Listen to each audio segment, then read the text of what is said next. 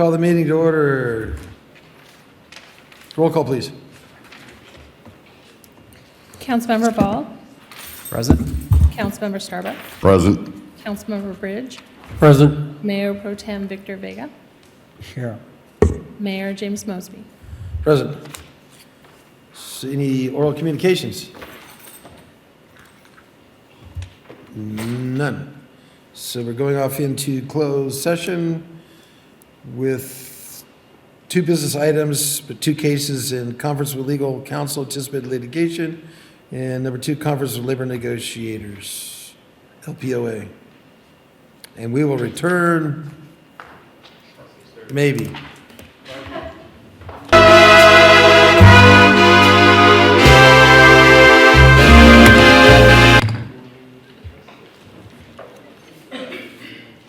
So welcome back.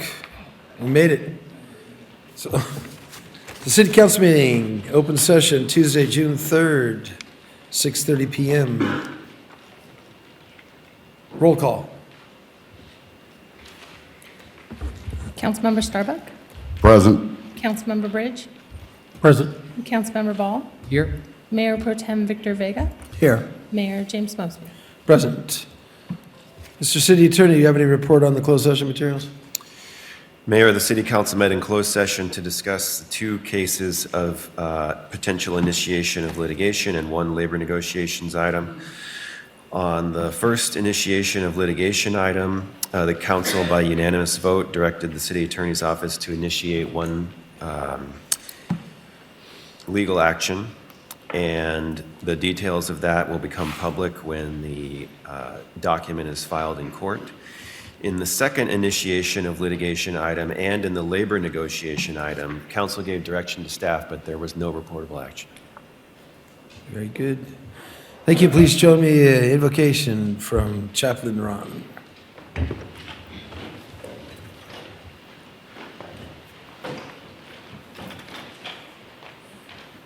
Thank you, Mayor. So good to be here this evening. I really like that sign up in the front there. I really do believe in that too. And so when we come together to pray, I'm truly believing that God is present with us. And I want you to believe that with me, because we definitely need His wisdom. We need His care to help us in this city. And if you're in agreement with me, let's pray. Father, we're so thankful, Lord, that we get a chance to participate together as a community. I want to thank you for the mayor, the council members, Lord, the staff. And especially I want to thank you, Lord, for our police department, our chief, Martin, and Chief Brian Fallon, Lord, and all the officers, the first responders. I feel safe, and I'm so thankful for it, that you give us the kind of leadership that we so desperately need to move forward in a day that we're living in. I want to thank you for Lompoc. I want to thank you for all things that you have given us. We lift up your name. And for me, your name is Jesus. And I want to say thank you. I boldly declare and decree the blessings of the Lord upon this council and upon this meeting. I pray that every family is blessed in whatever situation that you may have in your home that seems to be beyond your ability. I am praying for the Holy Spirit to come into your house and bless your children, bless your family, that there be healings and blessings. And tonight, Father, I ask that you would bless the men and women of our city and the leaders, the mayor, and Father, that your love for us would be tangible and that we would feel and sense your presence with us tonight. Lord, I thank you for our city attorney. Lord, I give you thank yous and many blessings for our city leader, Lord, Dean. I was getting ready to expose your nickname, but I better keep it proper. So, Lord, I want to thank you for everyone here. Bless us, and we give you all the praise. And I say in Jesus' name. Please join me in the Pledge of Allegiance. Ready? Begin. I pledge allegiance to the flag of the United States of America and to the republic for which it stands, one nation,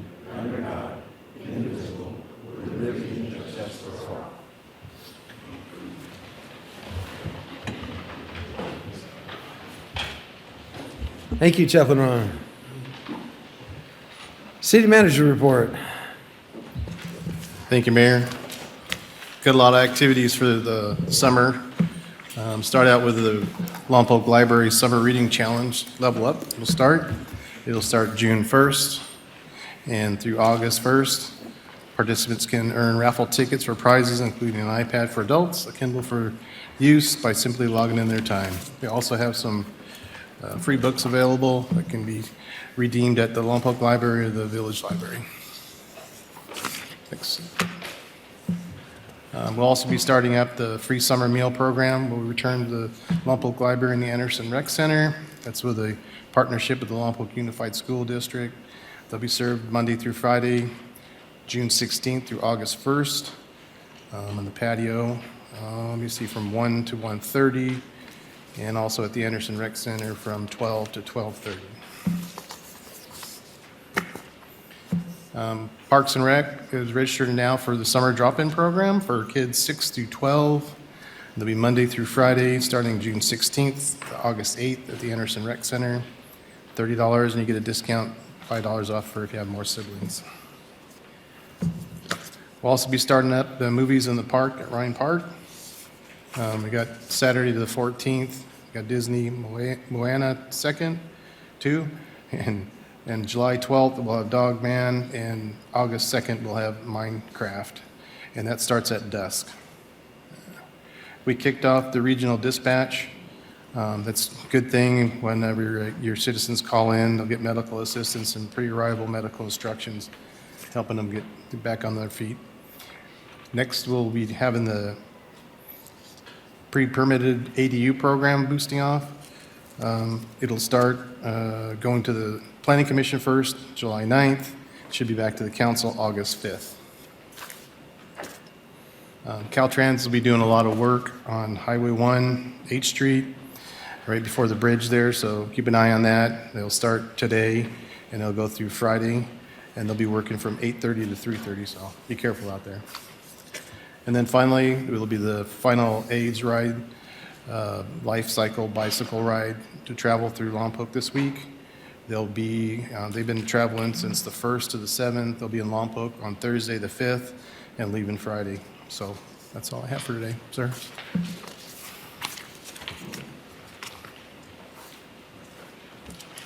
That's all I have. Nothing else. Any quick questions for the city manager? Councilor Bridge. I would really like to see the upcoming agenda list, if we could get that improved a little bit, so that we can get the blanks filled in. And I would like to see included on that, we have an action for an annexation letter for LAFCO.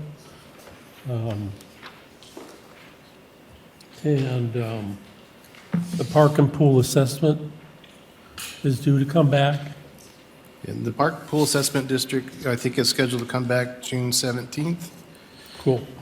And I'm sure all of these, I would feel really comfortable if they were on this list, and I'd know what was coming with the date. And then CBDG clarification, there were some misstatements made that we should clear up. Okay? And the economic development approach. Those, put them wherever dates. I'm not predicting the dates. I'm just saying that I'd like to know that they got captured. And we've been working on, I know, the economic development, when we've been having discussions, see how we can address that. Okay, thank you. Anybody else? All right. So public comments on consent calendar. We'll open that up. We have, what do we have on consent today? 5 items. We got approval and ratification of expenditures for payroll of $2 million, voucher register April 28th, 2025 to May 2nd of $1.2 million, and a voucher register of May 5th through 9th for 2025 of $1.1 million. We have adoption of resolution number 6752, parentheses 25, adopting the City of Lompoc 2025 wildfire mitigation plan. We have summary vacations of portions of B Street and C Street, north of Chestnut Avenue and south of Laurel Avenue.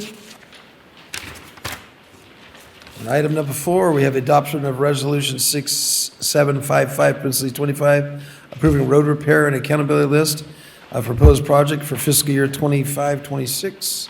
And number 5, adoption of amended Resolution 6750, Princely 25, with respect to declaration of nuisance and abatement order for weeds and debris to reschedule the public hearing to July 15th, 2025. Anybody coming up to speak? See nobody come. Do we have any council members wish to pull any items, or do we have a motion to approve? I'll give you a motion to approve. So Councilmember Bridge got a first on the motion to approve, and That's 'cause he's- and we got a motion by Bridge. Guys, You want to start over? Sorry. quit pushing the buttons like a little kid. A motion by Bridge and a second by Starbuck. Oh my goodness.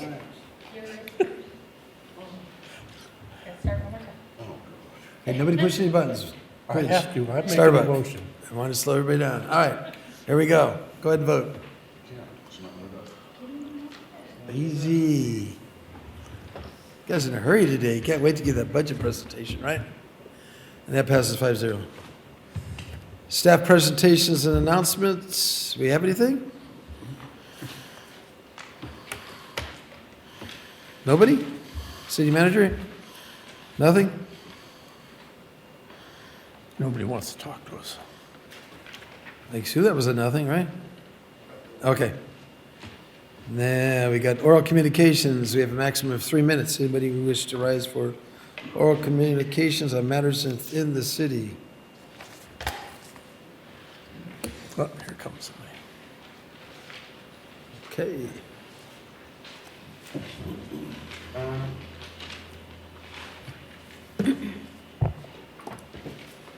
Good evening, Mayor, council members, and city staff. My name is Leah Schultz, and I'm here today as a resident and a representative of the Friends of the Lompoc Library. I'm speaking to ask that you protect and preserve funding for our library as you make budget decisions. The Lompoc Library is more than just a place to check out books. It's one of the few truly inclusive, accessible, and safe spaces left in our community. It serves families, seniors, students, job seekers, unhoused individuals, and anyone in need of free resources, education, and connection. Investing in libraries yields substantial economic returns. Studies show that for every $1 invested in public libraries, communities receive between $3 to $6 in value.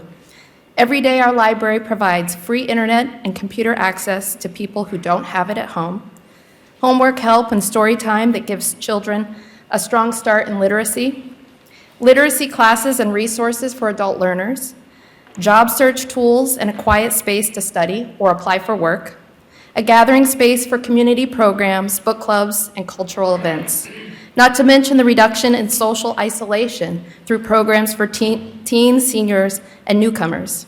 These services prevent higher downstream costs in mental health, emergency care, and law enforcement. And all of this is provided with extraordinary service from a small but wonderful staff doing far more than their limited resources should allow. When we invest in the library, we invest in literacy, opportunity, and dignity. We invest in a stronger, smarter, and more connected Lompoc. Cutting funding for the library would hurt our most vulnerable neighbors and send a message that education and access aren't priorities. I understand that you face difficult budget choices, but I urge you, do not balance the budget at the expense of one of the most valuable and cost-effective services our city offers. The return on investment from the library is enormous, and the community feels the impact of every dollar cut. So please continue to support the Lompoc Library and the future it helps build for all of us. Thank you. Thank you.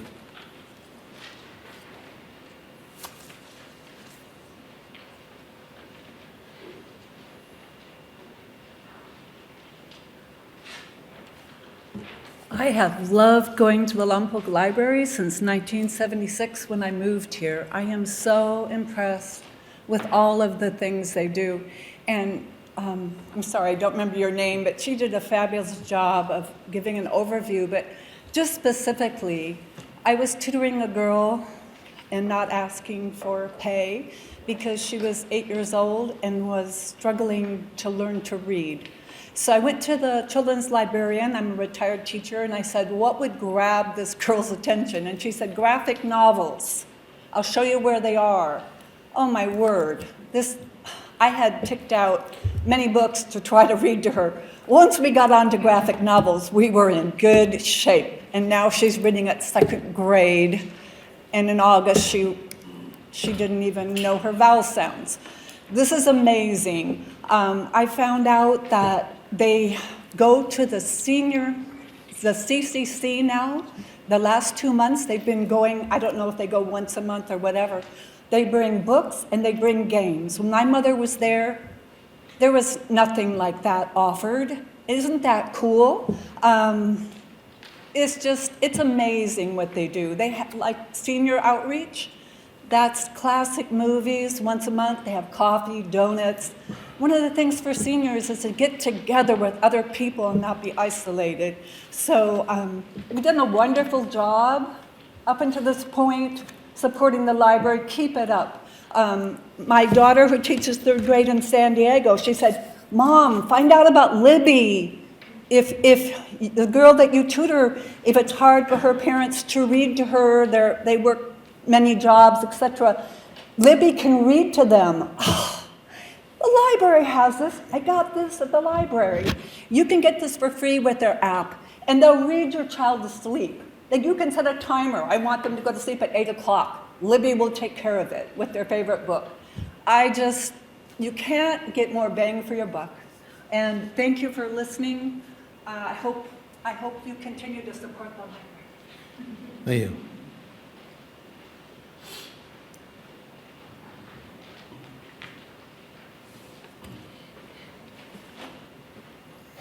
Good evening, Mayor, City Council members.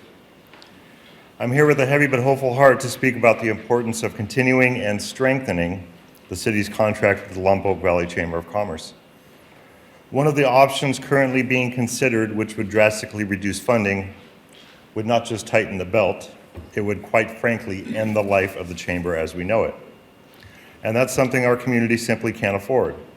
The Lompoc Valley Chamber has become a cornerstone of the city, not only producing some of Lompoc's most successful and inclusive community engagement events, but serving as a vital bridge between local government, residents, and businesses.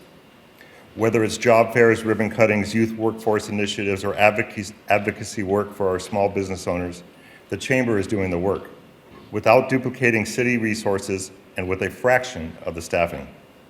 The Lompoc Valley Chamber currently represents 277 active members, businesses large and small, along with the hundreds of employees who depend on those businesses to make a living and call Lompoc home. These are not just numbers.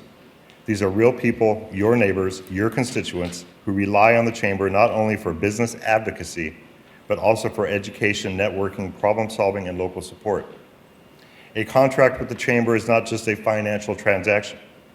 It's a commitment to empower those already deeply embedded in the work of business development, workforce support, and activating our community spirit. It is an investment in the people who are making Lompoc stronger, more connected, and more resilient. For the last 8 years, I've had the privilege of serving as a board member and for 4 of those as chairman of the board. My dedication to the Chamber comes from witnessing firsthand something no other nonprofit in this area can replicate: the Chamber's unique ability to bring community together on both a personal level and professional one. That is a rare, irreplaceable value. Lompoc is a unique city. We're not just a dot on the map. We're a mosaic of people, passions, and relationships. And it is those relationships between residents, businesses, nonprofits, and yes, with the city itself, that give this community its strength. The Chamber is one of those threads holding this fabric together. Please, let's not unravel it. Thank you. Thank you. Anybody else? With that, we will close oral communications. We'll go up to item number 6, appointments. Anybody got? Councilman Ball. Yes, I would like to, for the Public Safety Commission, I'd like to nominate Ms. Yasmin Dawson for term ending in December of 2028. But you got a second on that, and a third on it? Second for, okay, you got a motion and a second, I mean. Right? Yeah. Go ahead, push your motion. Push your second. All right, let's go ahead and vote. Wait till it turns color. There you go. There you go. 5-0, you have a Public Safety Commissioner. Anybody else? Did anybody else have anything else? Madam Clerk, nobody else had anything else that came in for appointments? Nope. All right. All right, number 7. Kristen, you are up. Western Manager Area Groundwater Sustainable Agency proposed groundwater extraction fee. Good evening, Council. My name is Kristen Worthley, and I'm a Senior Administrative Analyst in the Water Department, and I'm here to talk about sustainable groundwater. This presentation is a result of a public notice that everybody got in the city about a proposed groundwater extraction fee, and so I'm going to quickly ask the council to consider whether or not you would like to submit an objection to this fee, namely for the Prop 218 process that was done, or a protest to the proposed groundwater fee, or to provide direction. A quick background. In 2014, the state of California enacted the Sustainable Groundwater Management Act, and our basin, our groundwater basin, is covered by that act. We are a medium basin. We are not a highly critical overdraft basin, so we're basically in good shape, but we still need to have some management to ensure sustainability. We, as a city, are a member of the Western Management Area. It's called the Groundwater Sustainability Agency, and with that, there are things that we have to do per the state to ensure that we are providing oversight of our groundwater for quality, sustainability, ocean intrusion, seawater intrusion. There are several categories that we have to make sure that we track to ensure long-term groundwater, since the city relies solely on groundwater for its residents. This fee that they're asking for will have financial implications to the city, as the cost, which is about $60,000, will be passed on to our residents in the bills. The fee does kind of go up over the years. It starts out at $15.68 per acre feet, and the city pumps about 4,000 acre feet a year and goes to 18 acre feet. These fees pay for the new agency, which is a new governmental agency, so it pays for staff, it pays for audits, insurance, a lot of things that have to be done. One of the issues that we want you to consider is that there is already an agency that charges us for our groundwater extraction, and that is the Santa Ynez River Water Conservation District.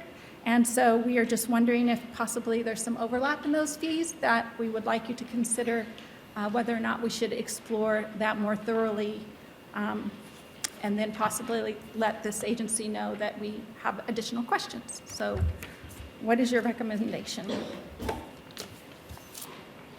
Thank you. Any questions? Any questions? Councilor Bull. Thank you for that. And again, I serve on the WMA, the Western Management Association, and this has come down to just at least for us, a conversation about equity. I'm so proud of Lompoc. It's done a lot of really great efforts when it comes to water. Per capita, we're one of the top in the state for conservation. So again, this is kind of a necessary system that's being stood up for sustainability within our basin. But I'm proud of the city for standing up and making sure that we're treated fairly and equitably, considering all the effort and work that we've done to conserve so much. So I'm proud of that effort. Thank you for your presentation. Any other questions?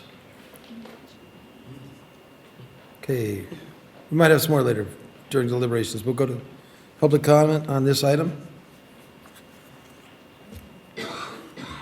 Anybody for public comment on item number 7? Okay, we'll close that, bring it back to the council to deliberate. I think that we should keep our ducks in a row.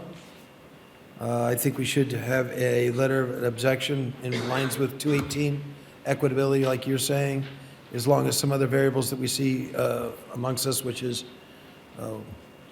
some questionables about the water quality with our forest conservation, as well as I think part of the plan already has exportation of the water that isn't paying their fair share. So I think that with the staff recommendation and align what you said, what I said, and any other council member want to add some other things on there and give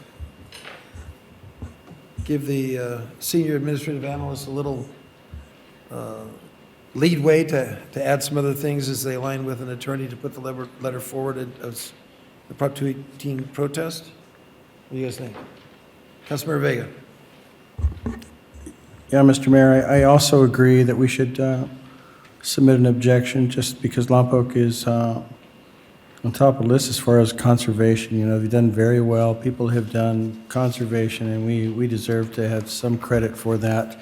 So by submitting a letter of protest or objection, it at least puts it on record that if Lompoc wanted to actually not go along with the flow, we've already put it in writing. So I would actually agree with you. Okay. Anybody else?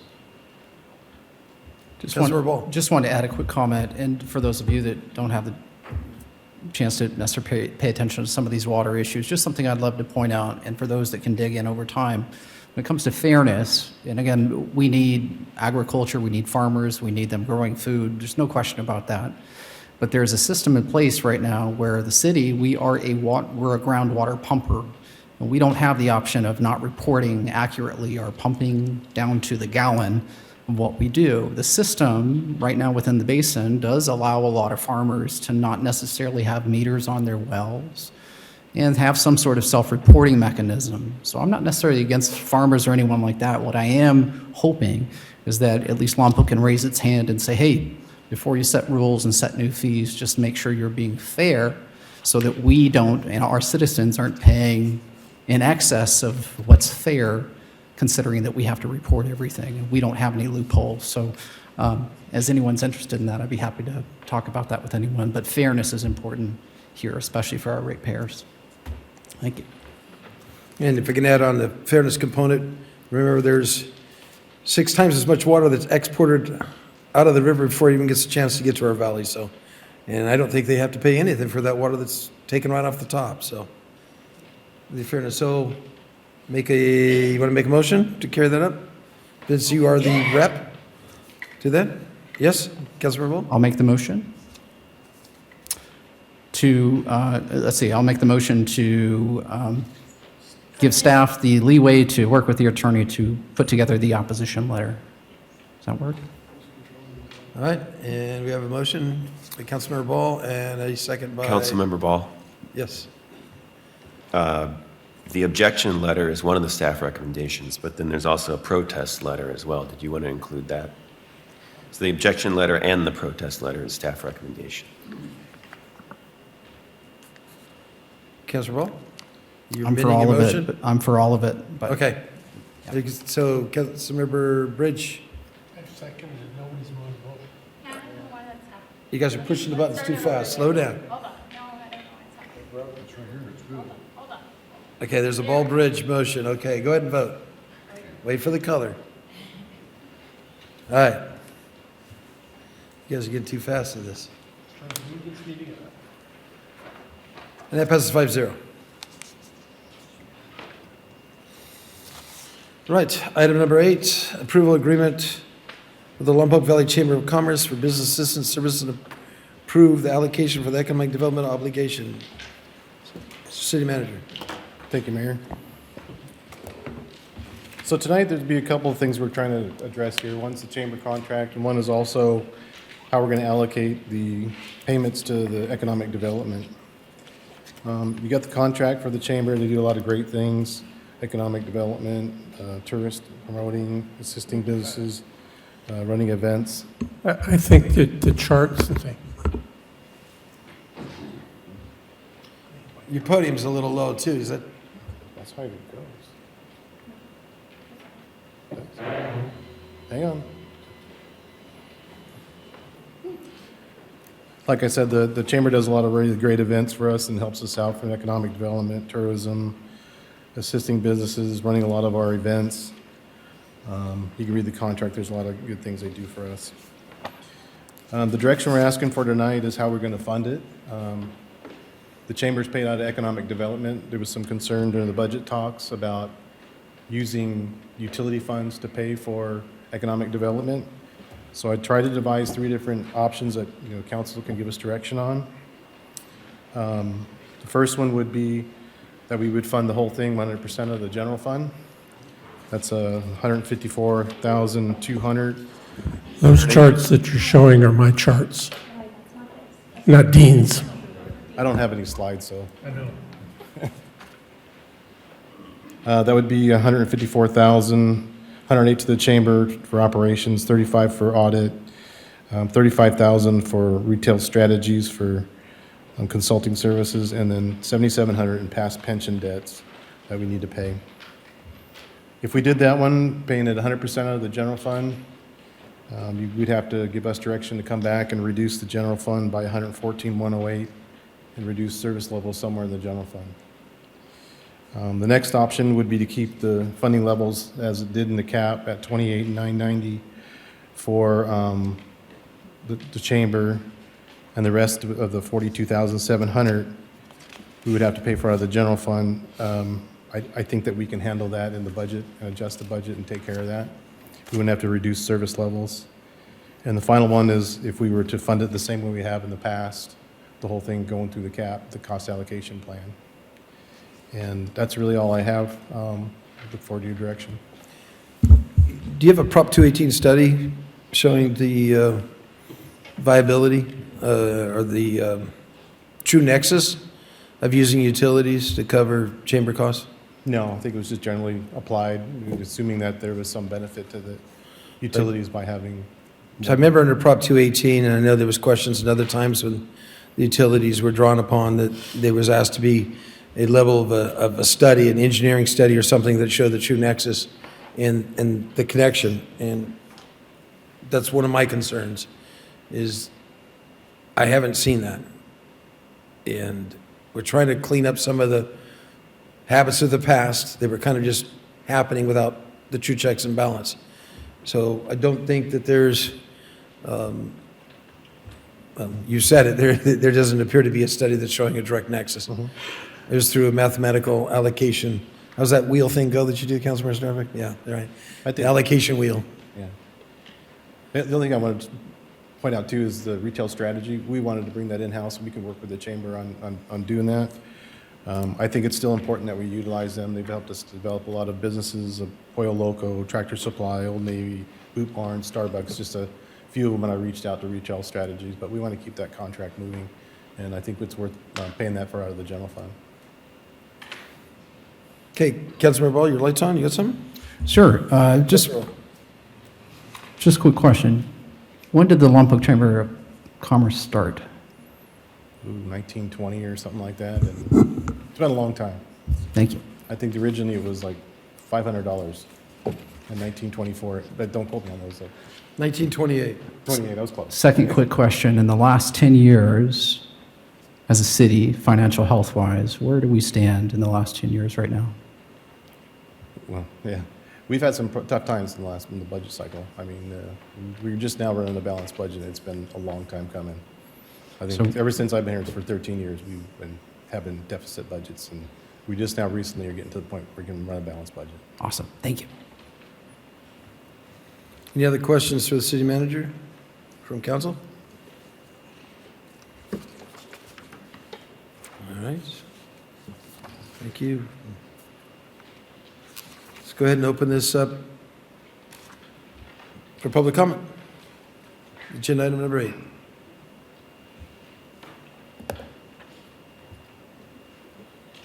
Good evening. I'm Molly Gerald, retiree, resident of Lompoc and retiree from public library after 20 years. So I'm joining my voice with the people who've spoken in support for the library. The background information in the staff report for item 8 states that shifting funding costs for the chamber to the general fund could mean a reduction in staffing and operations for police, fire, parks and recreation, and the library. So I would just like to share with you the theme that Mr. Albro mentioned for the summer reading program, which speaks to why the public library funding is so vital to our city. The summer reading program for children and adults begins this week with the theme Level Up. This is a term that was added to the Merriam-Webster Dictionary in 2022, and it came out of the vocabulary of the gaming world. The definition states to advance or improve oneself, someone else, or something in or as if in a game. The public library exists to give everyone in the community a level up, to learn to read, to get a job, for parents to help their children learn and grow with books and programs, for teens to have a place to go after school or volunteer and gain valuable work experience, for seniors to meet and enjoy crafts and movies and visiting with others. The library offers all these ways to level up at no cost. It's free. Recently, council considered the matter of developer fees. The general fund departments were only mentioned briefly, though it was mentioned that there was no need to expand the library and that no new volumes were needed. I'm sure this was just meant to convey that the library is doing well right now. And the discussion did include a strong statement of support for the library. We do need new volumes. Every day, new materials are selected, processed, and brought to the shelves.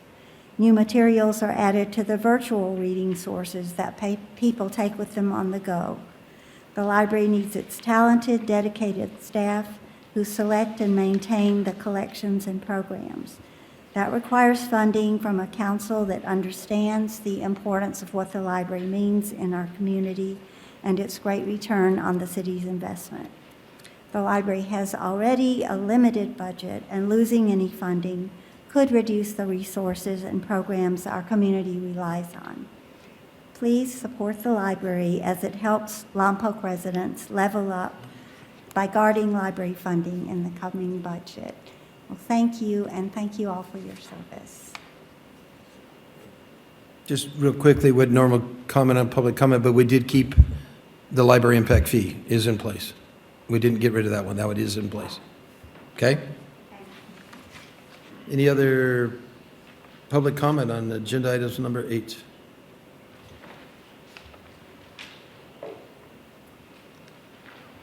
See when no one else rise, we'll bring it back to council.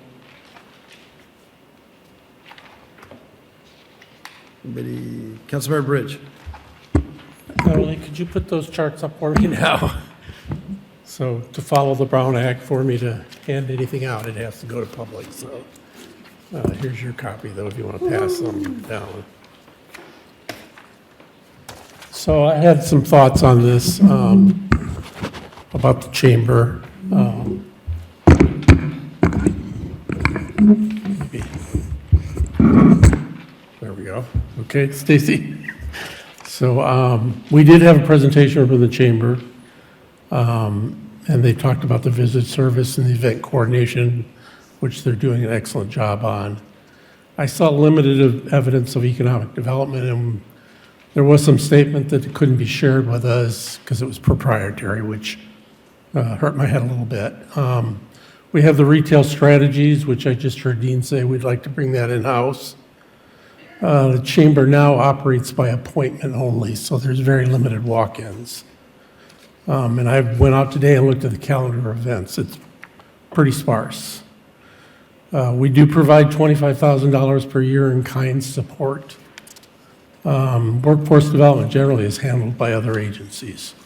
And I'm getting these right out of the contract, and I believe we have a red line copy from them that they're recommending taking economic development out.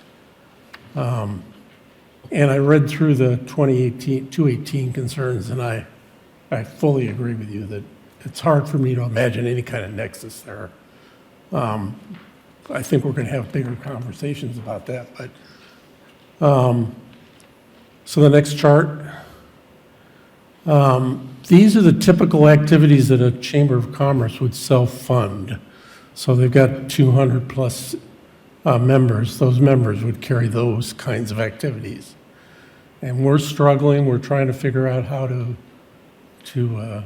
pay the services we're trying to provide, such as police and fire. And, even the mural, which I see lots of tourists come in for, we're struggling to see if we can find a way to fund those. So we're definitely funding constrained. Next slide.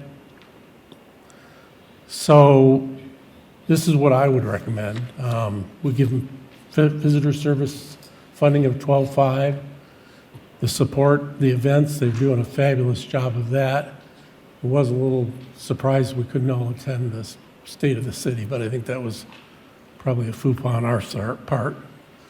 We continue the in-kind event waivers. You just heard that the retail strategy, we want to bring that in-house anyway. So I would motion for a funding of 17.5 with 25K for fee waivers, and so that'd be a total contribution of 42,500, which that I believe is within our existing budget planning, but it's still an extensive amount of money. That's my 2 cents for what it's worth. Anybody else? Councilmember Ball. If I could, Mayor, just to chime in, Yes. just so I can comment on what he brought forward. If you look at, there's a chart in there for C that would cost the general fund 40,000, B 71, 72,000, 154 for A, and the one that was just proposed would be about 95,000. But I think that we can figure out how to absorb that in the general fund. Well, my only comment on that was we had a long discussion about economic development, and, I agreed for that to be brought back, but economic development is what we need. And so when that time comes, when we come back for it, Yeah, we'll be address looking it. for additional funding. I just wanted to let you know that we can afford with what you're proposing. Okay, thank you. Try it again. Councilmember Ball. So, again, with all respect, I think it's our purview as a city council to decide what we can afford. Again, this may be a number that causes them to just need to shut down. Let's be honest with that. So, again, from my perspective, it's how much leverage do we get from the investment? And again, even if we're talking 150 grand, everyone up here knows that we dole out a decent amount of money to consultants here to help us in a ton of different ways. So when I think about that number, I'm not too stressed about it. I don't mind reconfiguring the conversation about economic development, but I do have a lot of respect for the efforts, and it's not cheap to keep the chamber running. But this number that we're talking about, that's really not much. So something I want to point out about the chamber, it's not just the business help that we get. They've been involved with the Flower Festival. They started out in the early 50s. We're helping at that level. We've had since the 80s, we've had Leadership Lompoc Valley, Youth Leadership Lompoc Valley. I don't know, hundreds of people. Locals have learned more about their community, how to step up, how to pitch in, networking opportunities. I personally attended small business administration functions that the chamber put on with a lot of curious small business owners. So again, I'm okay to restructure, to reconfigure something, perhaps, but if it's just, hey, this is as much as we can give you, and we know that that's shutting down something that's existed in Lompoc for over 100 years, early 1900s.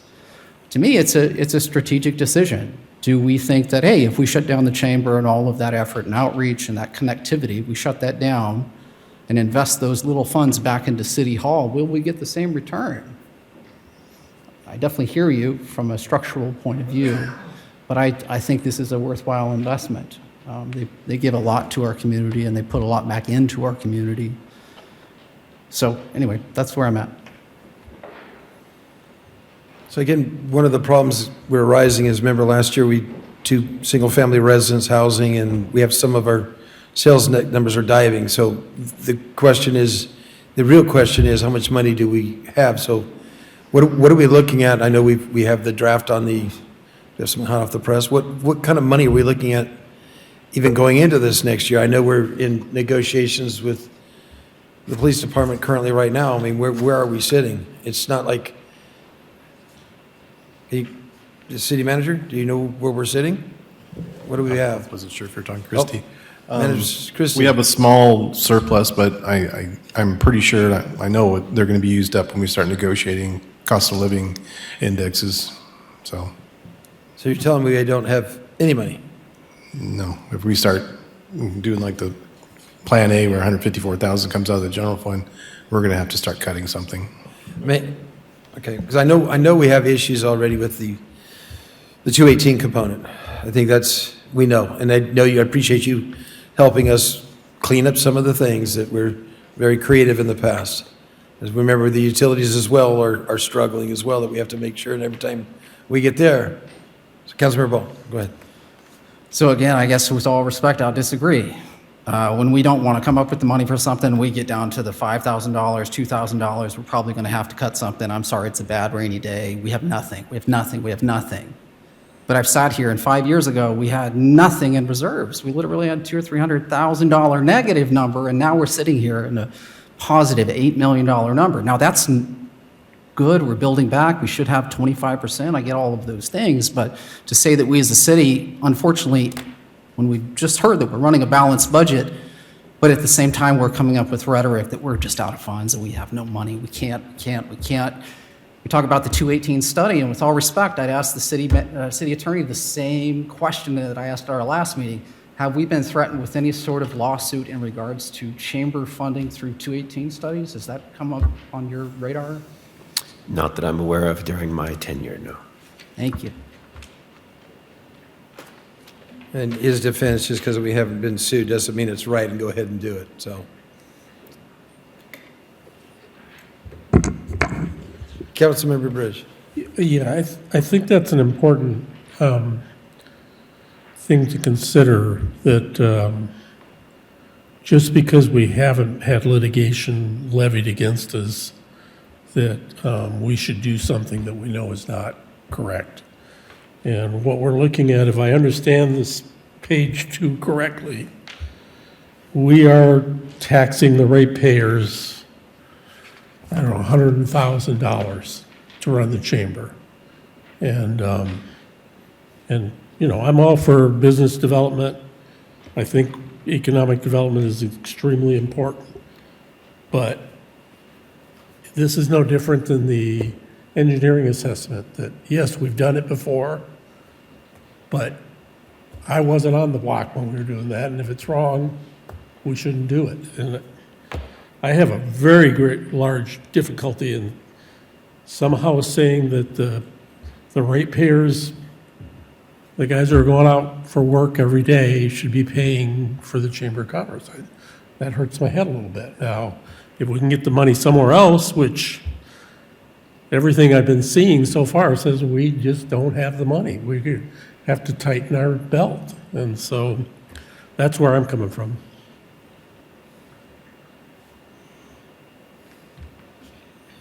Councilor Reagan? None? Councilor Starbuck? Not yet? Well, time is now. So other than dipping into reserves, what would we do? We had cutting into positions. Yeah, it's pretty straightforward. You'd have to cut it somewhere else. We're also, if you want to look at our fund balance reserves, we're probably $1 million below our minimum where we should be. So that's something that we should be. Not touch. Yeah, we need to still have some more strength. I know we got 8 million, but we should probably be close to the minimum 9. My recommend is close to 13 or 15 million we should have in reserves for the general fund. But Councilmember Ball? Again, there's no argument for me that we should have those numbers in reserve, but I want everyone to realize that another council, and no problem, you got to deal with business as it comes, and times get tough. This council found a way to drain our reserves to less than zero while you worked here. Right? Thank you. Councilor Starbuck? Oh, thank God for ARPA money, huh? But one thing about it, I think we could step back and take a look at some of the funding request here. The Chamber's asked us to remove economic development funding here in their current agreement. So when you look under staff recommendations, choose a number and remove the economic development funding, and that would give you a true number. I'll give you an example. B, remove the economic obligation of $42,700. Now you have that, you could add it into the $28,999. The economic development money is, well, look at page 1 of their agreement.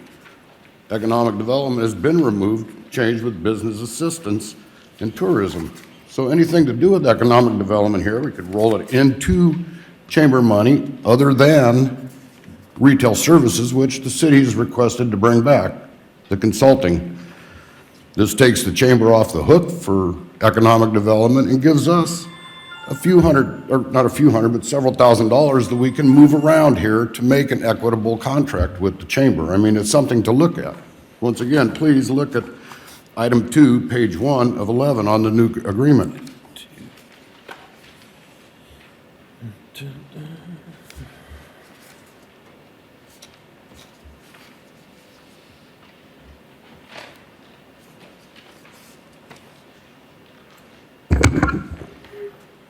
Councilmember Bridge.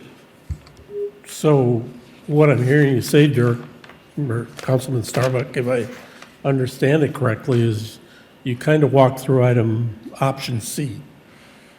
That was kind of where you ended up, I believe, that the chamber... Not really, gets- because I didn't want to get into the cost allocation plan or utilities again. So Okay. that's why I just chose B, just as a random, or even option 1, or option A, where it still calls the 42,700 with the full amount of 111,000 for a 2-year. Yeah, but that's leaving economic development, which the chamber has specifically asked us to take out. Right, that's why I chose B. Well, that's still leaving economic. B is an example. Okay, but what I'm saying is when you walk through what you were saying, what I think I heard, is essentially option C, which is not much different than what I said, actually. It's a little less than what I said. If the Well, option C I didn't go with because of using the cap. It's a full 111,000. However we decide to move on this, to fund it, I just, B was the one that left us out of the cost allocation in the utilities in 218. What's confusing me with B, and in fact it confuses me a little bit with C, is that if I understood the red lines I saw this afternoon, economic development has been redlined out by the chamber. So I don't know why any of the economic development numbers would be in there. If you want, I can add to that. Yes, The- sir. The 35,000 was the retail strategy, which would be paid for through economic development. The 7,700 is prior pension obligations that we've paid out that we still owe. I'm sorry, that went over my head. So we have unfunded liabilities for pensions. For the people that were in tier 1, we still owe money on those. And those are people that were actually being paid out of economic development. So every year we have to pay 7,700 out of economic development to catch up that unfunded liability. So you just left that in option C to cover that? Yeah, the 42,000 on all of them is paying for all those two items. So just, that would not go to the chamber? No, that would not go to the chamber. In that chart, the category, you can see option A, 111,500 would go to the chamber. Option B, 28,990 would go to the chamber. And then option C, 111,500 would go to the chamber. It's just how it's being funded. And what amount went to the chamber last year approximately? Last year was 108, and then it was 3,500 for audit, and then it was also 35,000 for the retail strategy. So the retail strategy would be coming back to us, and they've redlined out economic development. Yes. So whatever the value of those is, 35,000 and round number 30,000, that's 70,000 that would come out of the 111 if we were on option A. If you run option A, the general fund would pay for everything. If we were on option A though, and 111 would go to the chamber. but listen to me, so, Okay. because I'm having enough time. They were at 108, and that had the strategy contract in it. No. No. The 108 was just to the chamber.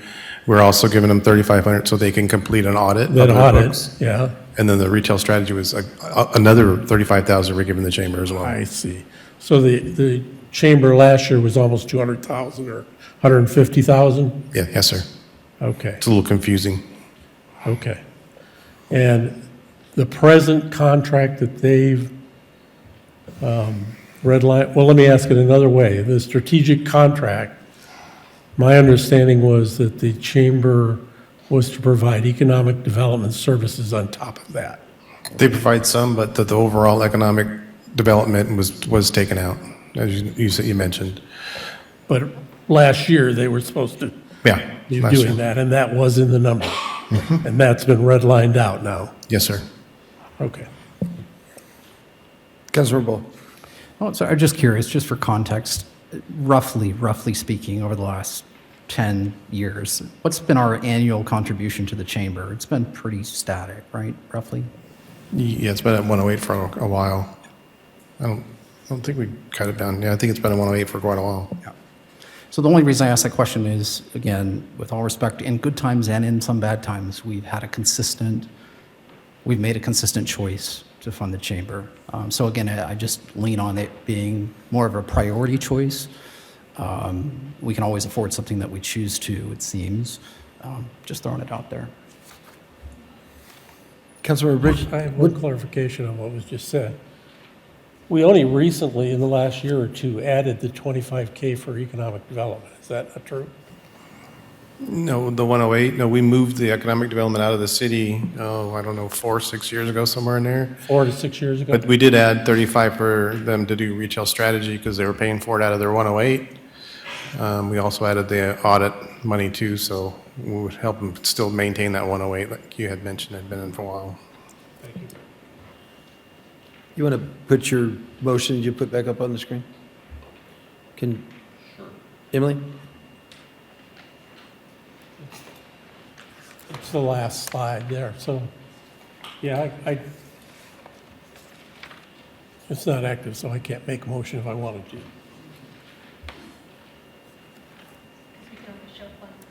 Pardon? You can only show one thing at a time. Oh, you can't have a briefing and have a motion? Okay, well, I'll verbalize, I'll make a motion for 17.5 for visitor services and city support events, 25,000 for fee waivers for like Old Town. That's a total contribution of 42.5. I kind of split it up at the top, but I had no intention of holding them to that brackets. It's just 17.5 and 25. And that's not paid from general fund? Yes. Okay. So, apologize, can I get that in layman's terms? You're suggesting going from what's averaged 108 to 42? Yeah. Got it. That's your motion? Yes, sir.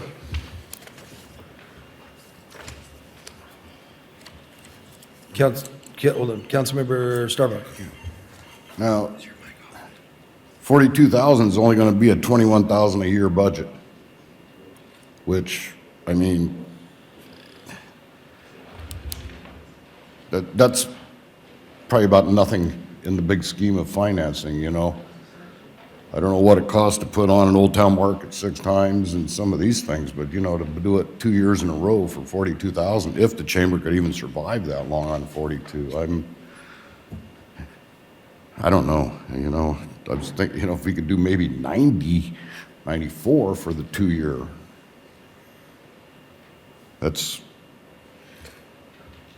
Well, I don't know if we're having an auction here. Do you want to meet in the middle? Yeah, I realize these are tough decisions, you know. You don't want me fighting with you because I lost the murals, so. Councilor Ball.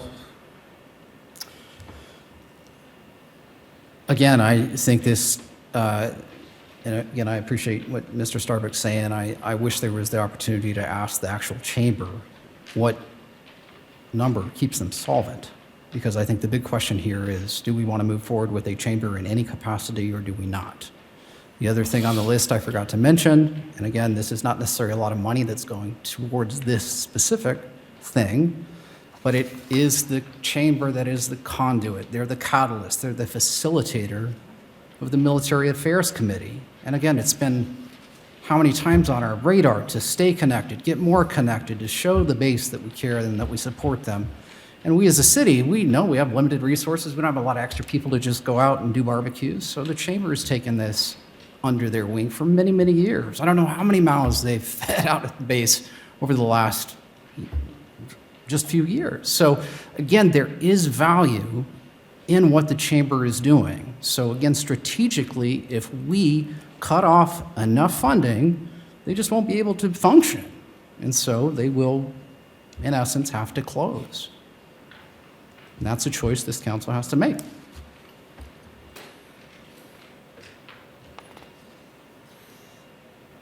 Were you guys hashing out a debate, the two of you guys, or is that the?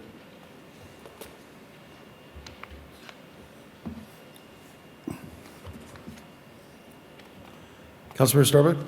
Yeah, a couple of things that, you know, I'm trying to be some kind of an advocate here, but there's several things that aren't included. And one, state of the city, we didn't include as a cost. You know, we provide the facility, but not all the movement to get it going. And I'll tell you one of the bigger ones, which would be kind of an embarrassment for us, is when we have the state of Annenberg and we're not included. It's kind of big, you know, when you have the state of Annenberg and Santa Maria Chamber's there, but Lompoc isn't because they don't have one, you know. So there's other things that I'm thinking about here. I mean, I don't want to spend everything on the chamber, but I don't want to see the chamber go away. There's got to be a compromise we can make here. It's just, I haven't come up with it yet.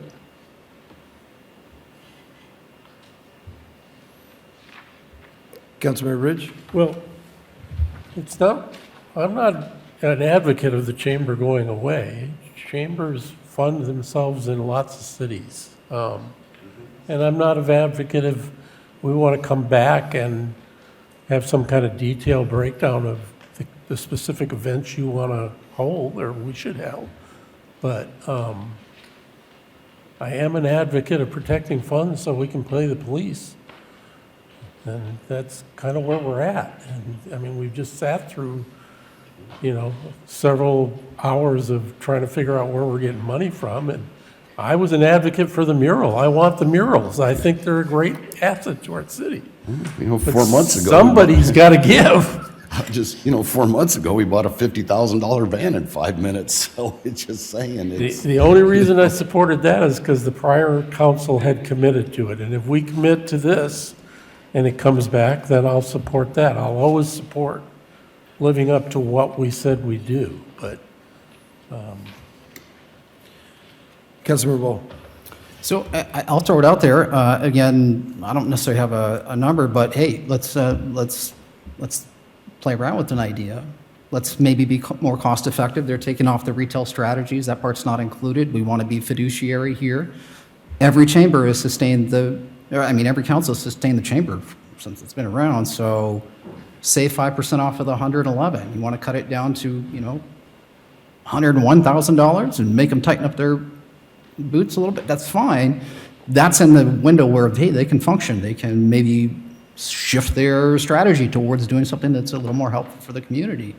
But anything less than that, there's just not enough to go around, and it's not going to function. So I don't know how you think I have a hard time saying we can take $41,000. $100,000 out of general fund. We've been doing it for a long time.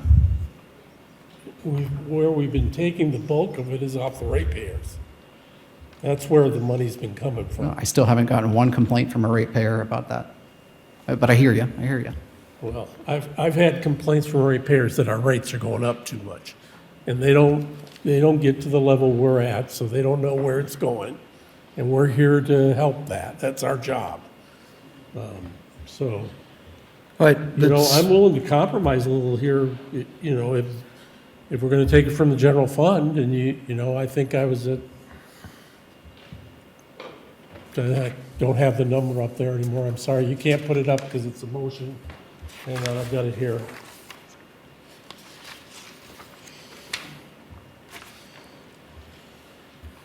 You know, we're essentially saying give them 17.5. If you want to take it up to 35 or something and take that out of the general fund, you know, I'm not trying to be a jerk here. The money's got to come out of the general fund.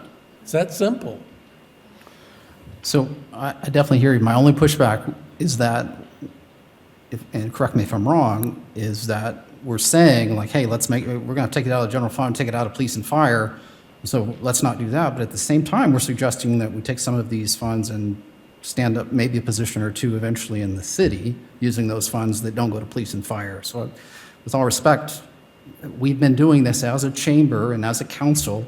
We've been supporting this. We've been taking funds from the general fund as a part of our city strategy, and we've been supporting them. Could we have hired one more police officer instead of doing that? Well, not really. They're a little bit more expensive than the numbers we're talking about here. But we've always done it. So again, if we're going to go way less and they don't function, I mean, Okay. this council shut it down. The economic development that I proposed essentially reallocated people and put them, for example, the PIO have 50% of her time spent, you know, doing what we want for the city. So anyway, So were you modifying your motion to 35? sure, I can do that. You know, All right. I'm willing to try to compromise, but it's coming out of the general fund. But we Okay, later, so you're going to go 35 with the 25, yeah, so 35 and 25, right? yep. All right, I'll give you a second on that motion.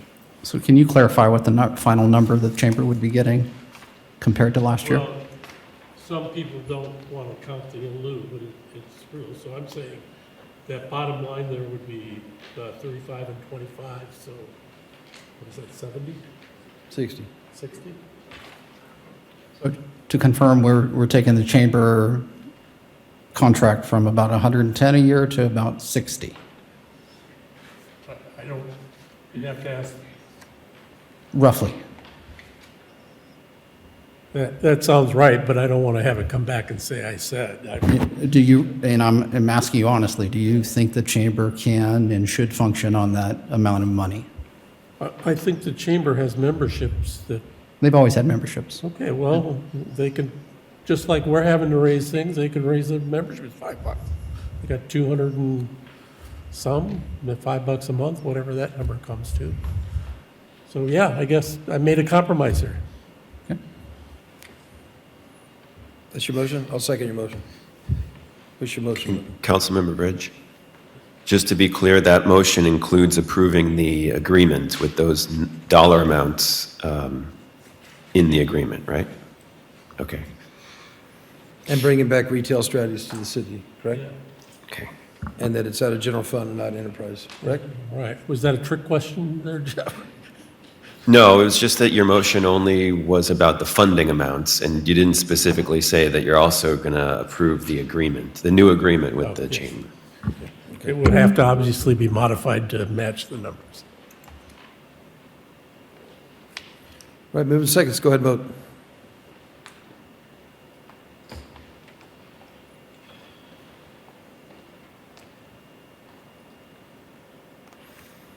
And that passes 4-0. I mean, sorry, 4-1-0.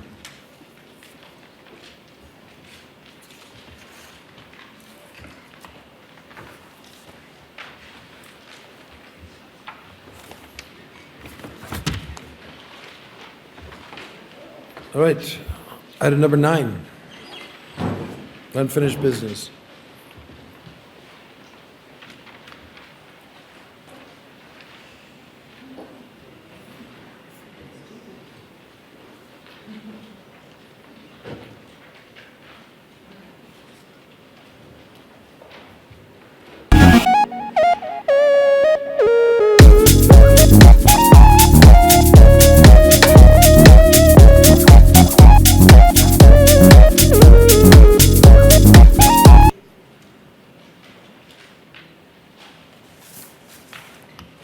Good evening, Council, Mr. Mayor, members of the public. I'm going to be doing my discussion from here because we're going to be looking at the online version of the budget and the capital improvement plan. And you all should have gotten, I'm going to have to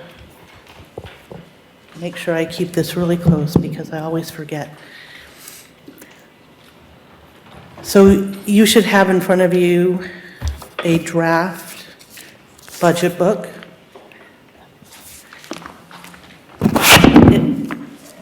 Sorry. You should also have in front of you a draft capital improvement plan.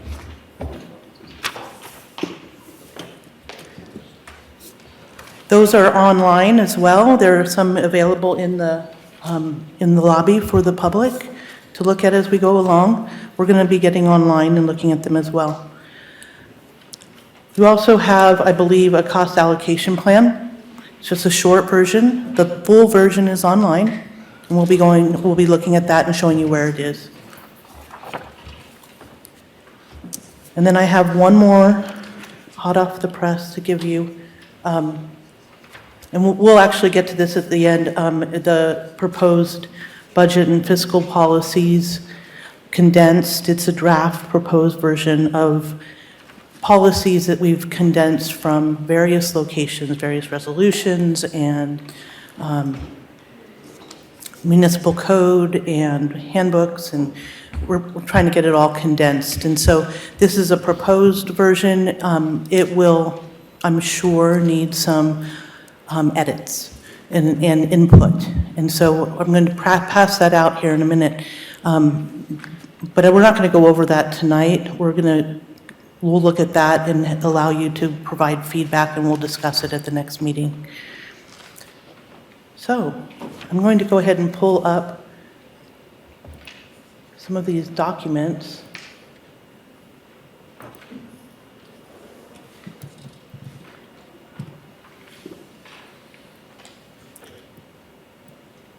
All right, so we're looking at our city website. And we want to go to the Government tab and then down to Management Services. And within Management Services, you see Finance. We have just put up here our draft digital 25 to 31 capital improvement plan book. It's the second to last tab at the top. And then we've got our draft digital 25-27 budget book. These two are the online versions of the digital budget book. This is of the books. This is where you're going to go to get all of the lines and all of that detail that you want. We printed out the summary version, and it was over 400 pages. So the detail version, we didn't even send it to a PDF, but it was probably going to be over 1,000 pages.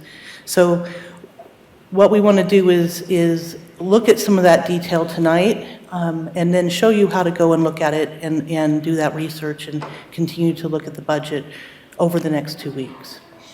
In addition, under the annual budget documents folder, you can see that there's a 25 to 27 page or folder. And in there we have the copies of the PDFs that you were given tonight. So to start with, I'm going to open up the, let me see, what am I going to open up first? Let's open up the PDF of the budget book, just so this is what you all have in front of you. It may take a minute to load here. Or longer than a minute. There we go. I can get that to be a little bit bigger. We welcome your feedback on any portion of this book. We are still working on polishing. So there are things like the city manager's message. We are still working on getting that finalized, so it's blank right now. But history of the city and population overview, you can click on this and it'll take you to that page.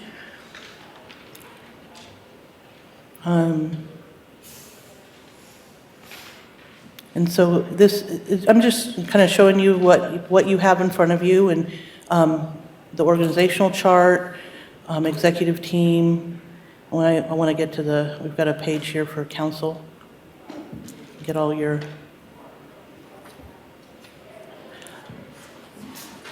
And then the difference between that and the digital budget book, and in the way you know the difference is that the word digital in there. This will take you to another site. And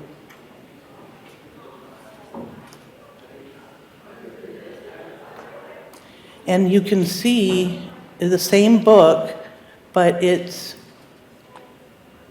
interactive. So you can go to, for example, we're going to go to budget, to fund summaries. And if we look at our general fund, you can see graphs.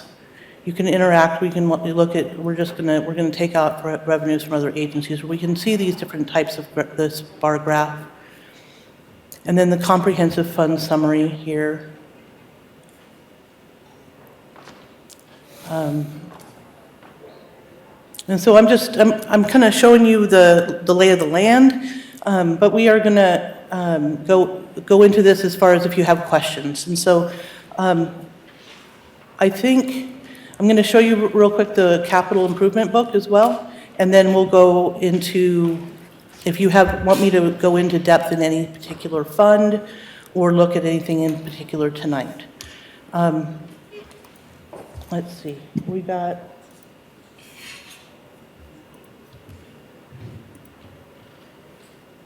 Go back over to this tab. We look at the cost allocation plan. This is what you have in front of you with the cost allocation plan. If you have questions on this, I've got, this is the full one. You guys have the summary, this Schedule A here, but I believe this is online that is the full cost allocation plan, which is 300 and something pages long. And if you have questions on that, we have staff here tonight who can go into some depth on that. Cost allocation plan, you said? Yes, sir. Okay. Do you have a copy of that? Did you get, I've got a couple pages. Did you guys use a new We did. formula? We used we have been using an old system that in-house that is no longer supported. And so we had to go and either purchase a new software, or in this case, what we used a consulting firm that does it. And so we gave them all of the data. We worked diligently with them to run this cost allocation program. And if you'd like a little bit more information, we can give that. Do you have specific questions on that right now? Well, I just look at the first pages. It doesn't have your formula in here. Usually in the prologue of the other cost allocation plan, you had the formulas, or, well, there's levels of formulas in the other one. I'm going to go ahead and ask, no, I'm not. Bob was here. I'm not sure if he must have stepped out. So from what I gather, this is based on numbers of people? It's based on various factors depending upon the department. So for example, the city clerk's office, in looking at how we allocate out the city clerk, we look at the number of staff reports that each division has done. For purchasing, we may look at the number of purchase orders. And in some of the divisions, we look at numbers of staff. Much truer report, you're saying? What's that? A much truer report? It's very, it's numbers based, very much driven by data and by the actual numbers. We're not just saying, oh, I think that maybe we did 30% of None of that. We actually pull the reports and send those to the consultant to look at. Very good, very good. Okay. So that is where the cost allocation plan is, and then the draft CIP book. And that's the capital improvement plan. And one thing I want to point out on here, our software,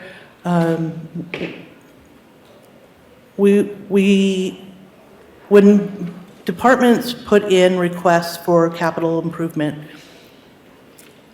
we as management can look at that in the finance department. What can we afford? What do we have budget for? What do we have unrestricted cash funding for? And when we did that, we have the option of either deferring or approving. We only deny or decline if it isn't really a capital project, and it doesn't, or it's already been completed. And so a lot of items that were deferred we have yet to figure out in this book how to get them to be in the front of the book. So we have a section in the back that we have with all of the deferred items. So the first half of the book, you're going to see everything that's been recommended to be approved. And then as we get to the back, I'm just going to scroll down here, the watermark changes, and it will say draft deferred. Are And I we just want to looking at point the that out. digital copy now, or the, I'm sorry? are we looking at the digital copy? This is the PDF version right now. I'll show you the digital copy momentarily. Okay. The digital copy does not have the deferred section in it, and that's what I wanted to make sure that I pointed out. We had to run a separate report and then merge the PDFs together. And so your digital copy has the interactive on everything that's been recommended to be approved or future years. Anything that's been deferred, you'll need to reference the PDF for. So, can you make that watermark like you did on the other PDF files? Because that will defeat all my tools. I'm sorry, how do you want it to be? Well, if you go back to the one you were showing before, you had the draft at the top. Up at the top? Okay. So it wasn't rolling across the body of the data. And what's done there, it becomes impossible to, even if I tried to scan it and do it manually, I see. can't do it. And none of my tools will be able to handle that approach. You've essentially made it non-readable in an electronic format. For machine reading, is that, Yes. okay. Yes. Yeah, we can go ahead and look at putting up a different version of this. This was, we just like to have it very obvious that this is a draft. Well, the other one was obvious. It was at the top, but it was in the margins, so. Sure. We will, we can do that. But for tonight, we can see the draft of it, and it is printed as well. I will commit to having a new PDF with the draft deferred at the top, but are you okay, Mr. Bridge, with us not printing out another hard copy version? Okay.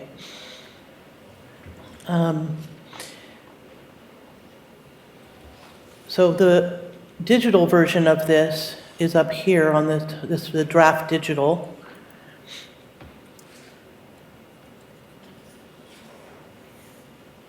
And this will take us to the interactive version of the capital improvement plan. This is a lot shorter as far as the introductions go, because this is really meant to be a supplement to the budget book.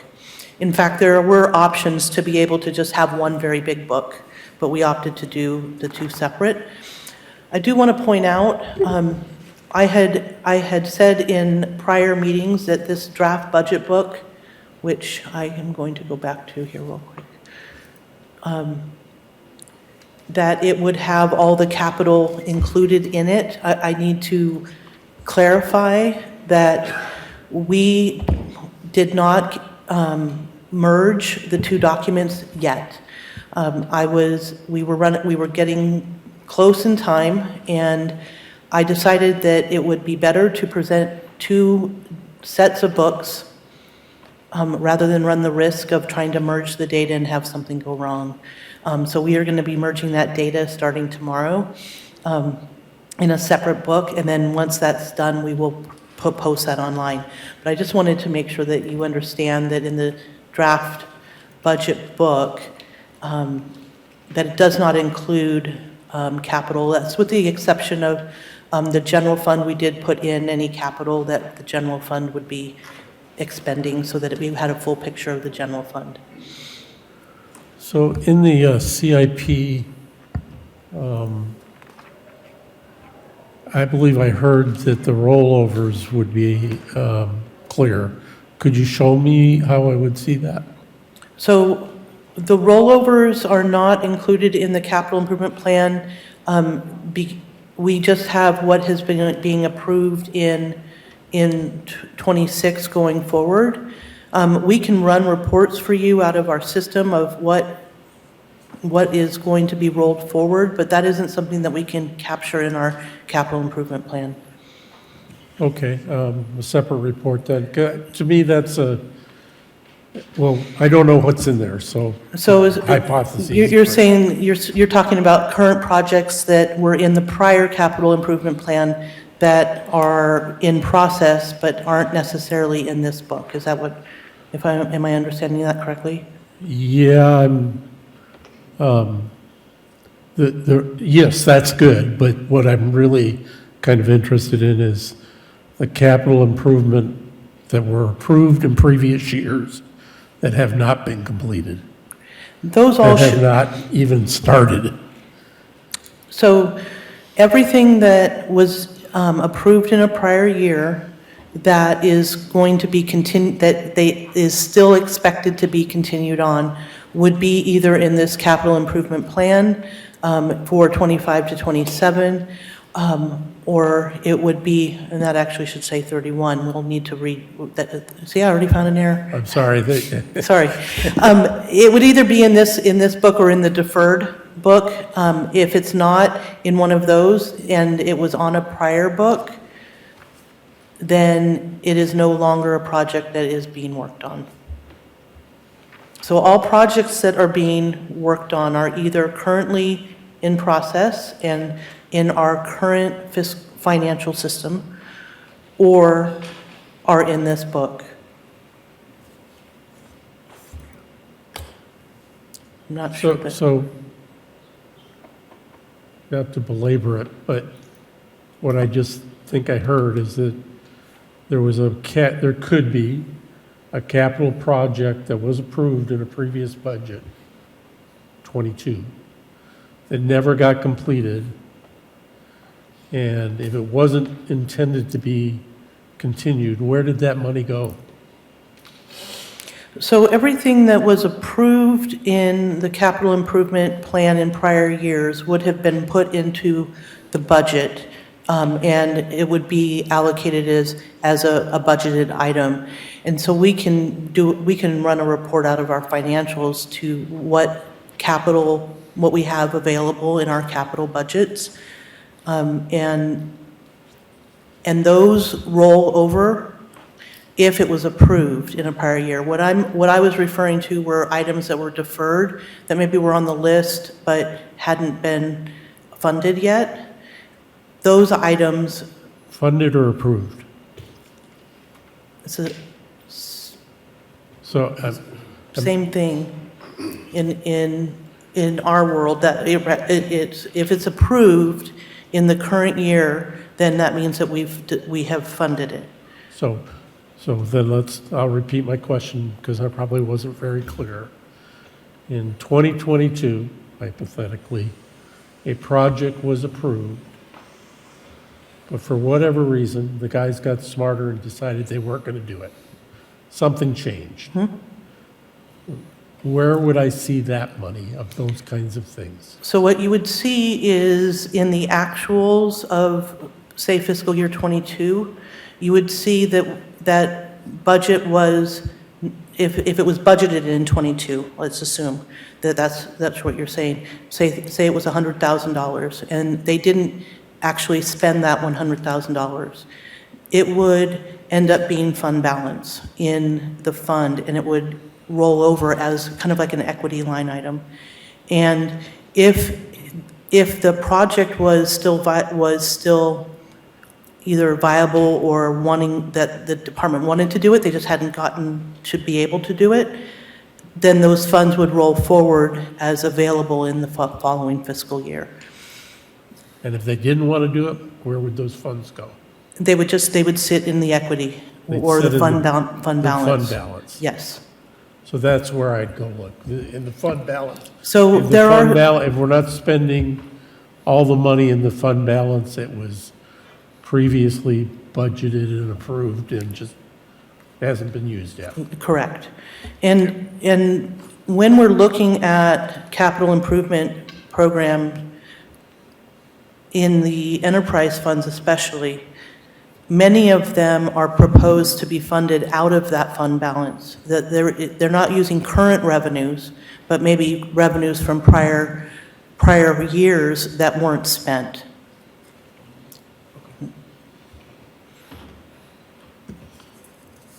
Okay. I think that I'm going to just look at my notes real quick to make sure that I've given you the caveats that I had. Capital improvement, not yet merged. I feel like one of those commercials. Check, check, check, and now have a nice light. General fund, the capital for IT, fleet, and general fund are in the budget book, but the enterprise funds are not. We did change the name for 2025 projected to 2025 expected, and that was just an internal issue because we had some data challenges with. Did that. I did have one last caveat. I was working with the fleet department on utility vehicles until this morning on finalizing which ones would be approved. We did not get those into the CIP. So any utility vehicles, and I have the breakdown here of what those are if you would be interested in knowing those amounts, but they are not in the current CIP, and we will be adding those in for the final draft. The highest number is 400,000 in electric in 2027. So it's not, we're not talking millions. So, I'm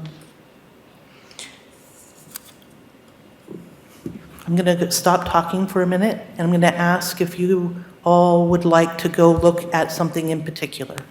I'd like to ask a question. I know I'm hogging the mic here, but I'm trying to understand what the message of the cost allocation plan is. Is this the allocation against the general fund of all these particular elements, or is it am I getting confused? I'm going to defer to Bob Cross, our financial services manager, because he is the expert on our cost allocation plan. I can speak to it, but he's going to be able to answer your questions much more thoroughly.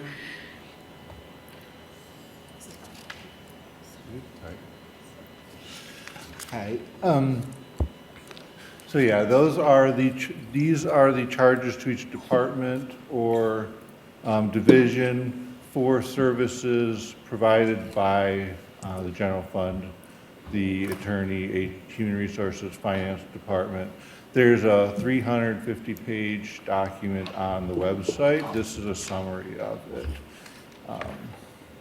What are we allocating? Is this against the enterprise funds? What's the word allocation mean in this title? So it's for payroll, we run payroll for the enterprise funds, for parks, for everyone, and that's all paid out of the payroll staff is part of finance, they are paid out of general fund, but then we allocate that time based on staff counts for each division, so. Okay, if- so it's for the enterprise funds then. It's allocated to enterprise funds primarily. There are, So 14, I'm trying to stay at the top level. I'm not questioning the 14.5. that's the total, but not all of these in here are enterprise funds. So it's only, so if we're allocating to another general fund, we don't usually process that because it's just a transfer. But we do allocate the cost to the enterprise funds. So when you see enterprise funds in here, those are charged. When I see So it in you, here. like, for instance, transit, airport, water conservation, I'm on page 2. The page numbers are weird, I apologize, it's actually the third. Okay, well, I'm sorry to be so slow with this, but let's Oh, just no, take these are the good city questions. attorney. There's $10.33. What page, I'm Mr. on Fritz? page Another 1 page. of City attorney. city Okay, there we attorney, go. page 1, $10.33. So your general fund ones aren't really charged, that's just the offset of what they charge out, the difference between what they charge out and what their charges are. So, like, they receive services and they, Who's they? We got to get rid of these okay, so, pronouns. for instance, for city attorney. City attorney, the other departments do work for city attorney.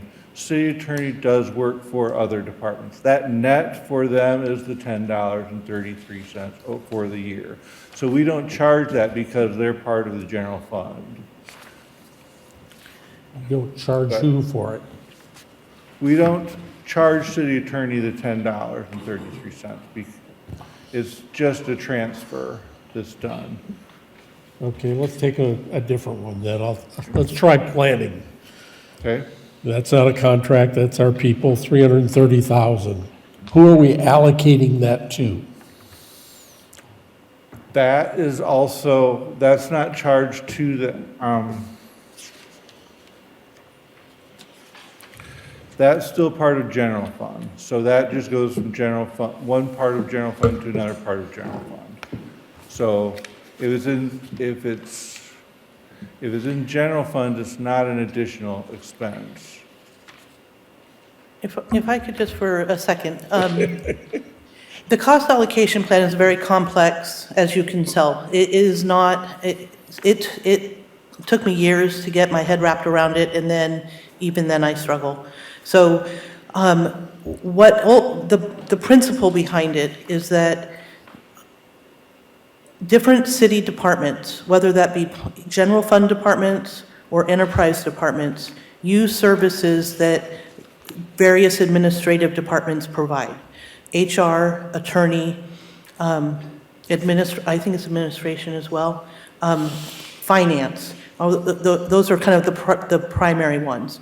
And city clerk's office, sorry.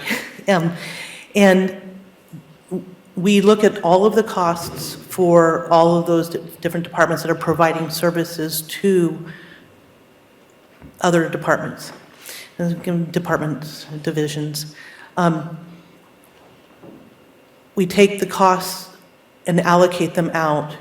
In addition, though, payroll, To who? we allocate them out to all of those divisions. So planning uses payroll. Water uses payroll.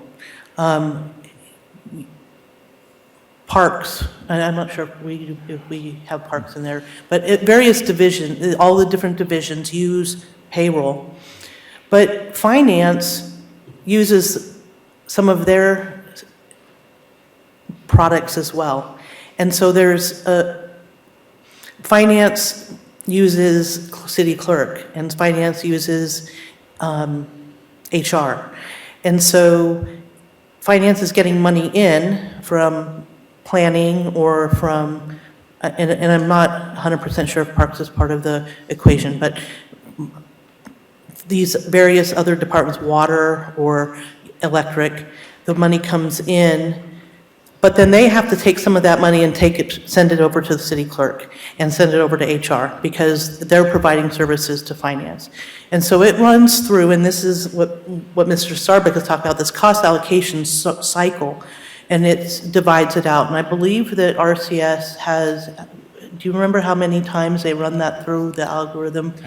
10 times through. So the money, so it's, we have to pay you, but then that has to get allocated, and so that gets allocated back, and it goes back and forth, which is why we have somebody who has the So software this to is, do that. after the 10 Monte Carlo runs, This is the this final. is the final results. But I'm Exactly. still not hearing, is this, so planning the 330, is this their charge, their allocation? So add on to the complexities, planning is part of the general fund. But it gets And paid so right back. But it's- is this what that yes. number represents? That is what that number represents, and so So it's. if I wanted to know what the allocation was for a utility, I would go through and add up all the wastewater, for example, on page 3. I would go add up all the wastewater ones, and that would be their charge to the enterprise fund called wastewater. Yes. Okay, I got it. I'm sorry I was so slow. I got it. No, it is probably one of the more complicated concepts, and being able to explain it is also, So is there anywhere in this volume of data that summarizes those allocations against the enterprises? there is. Okay. So if we go over to the draft budget book, and I go in, we just went live with this about 2 hours ago, so give me it, so Sure. I Go have ahead. to get used to the platform, because I'm used to I'm seeing a patient behind the man, scenes. but I know Victor wants to go home tonight. So if we go into department summaries, into expenses, and we look at public utilities, we were looking at wastewater, correct? Sure. So you can see here wastewater, we have all of their mission and their goals, some of the historical information. We have their total expenditures. And here on, did I just pass it? That's under the 17.9 right there. So cost allocation charges is here, but I'm also going to show you here in the ledger, because this is for the graph. And if I click on this, it does exactly the opposite of what I think it's going to do. I click on this, it makes it go away. If I highlight it, it'll stay, but anyway, I'm going to just look here real quick to see where, I got it. It's in here. It's in there. So Yeah. my last question, I think that's what Jim was asking, maybe the mayor, I'm sorry. Each one of these has some algorithm that's used to decide how you're dividing up the allocations. Are those algorithms anywhere in this? No. They're in the full, I think they're in the full cost allocation plan, which is also on. That's let's see if online. it's on, Just on the website. is it this one right here, Bob? Is it 340? Yeah. I think so. Yes, that's it. And so it goes down here. I'm not sure if at the end it talks about the allocation piece or not. I think it's in the middle. Okay. I can give you the page numbers. It's not going fast. Turn faster. I can't read that. Slow. You say it's in the middle? It's after- Oh, there we go. It's before this part. So this is the cost detail. So you can see each page for what costs went in and how they were allocated out, and then I can't read that fast. I'm trying to get to the next page, and then we've got the allocation detail report. So there's a lot to be absorbed in this 300 and something page report. Is it 300, you said? Well, I saw at the top of, could you go back to those detailed ones? Mm-hmm. I was trying to read quickly. Is that note tells us what it was used, what the algorithm was? I'm sorry, can you repeat that question? I'm sorry, is the note column on these pages, is that what tells me the algorithm? Or is it in a general nature? So this will tell you what the inputs were that were used to calculate the allocation. So this is based on average total units, whereas, I'm just going to scroll up to something else that we can see. I went too far. Hold on.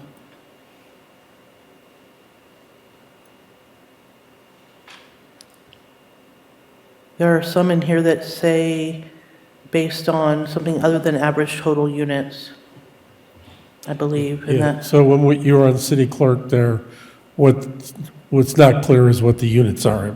So In her case, it might be reports. it would be as unit items that came before city council. and we can provide a list of what those units are for, if you have interest in knowing the more detail.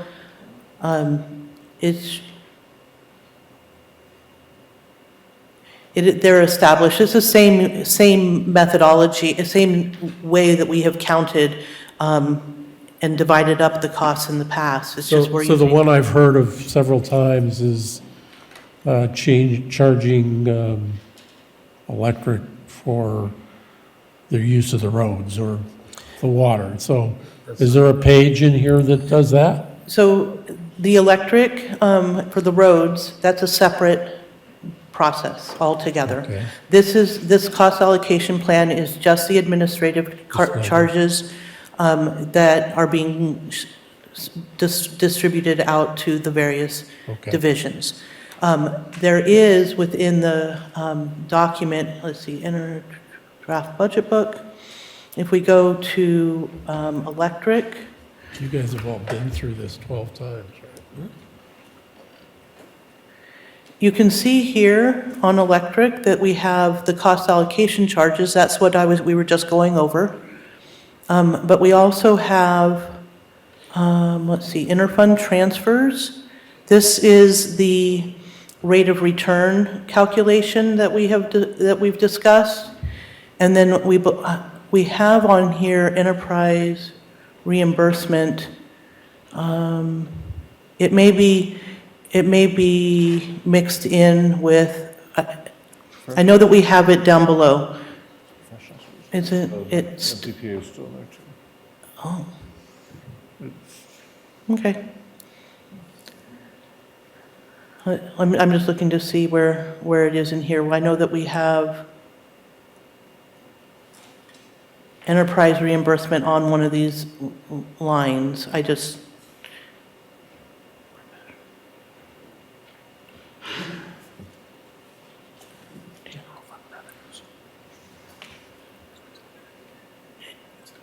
It's just on the revenues? Okay. Okay, so, well, it should be in here as well. It's there. Do you see it? This is 890. This one right here? No, two. That one, yeah. Oh, there it is. Enterprise reimbursement. There.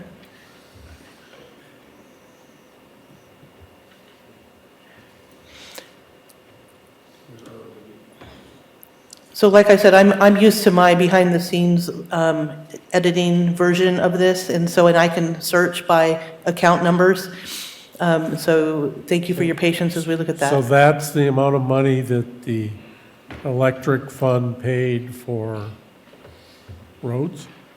For both roads and general fund, it's the enterprise reimbursement. And so, All right. does that answer your question? Yep. Okay, and then you can actually go and see in the general fund, in the revenues, where that is going in. And so if you look over in the fund summaries, under general fund, for the revenues, and I think this is what I was saying, you can see the enterprise reimbursement. This is what's coming in from enterprise reimbursement from all of the utilities.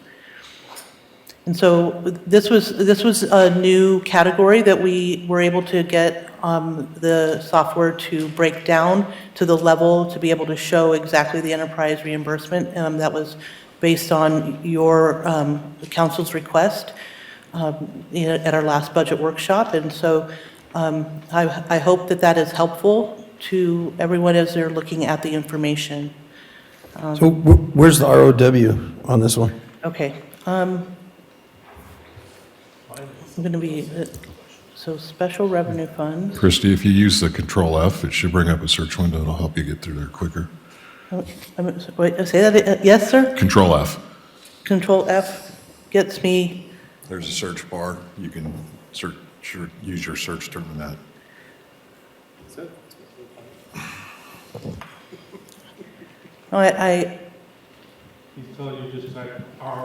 Yeah, I don't think that that's going to work, actually, I'm sorry, but let me get to the right, the right fund, because row is our right-of-way maintenance here.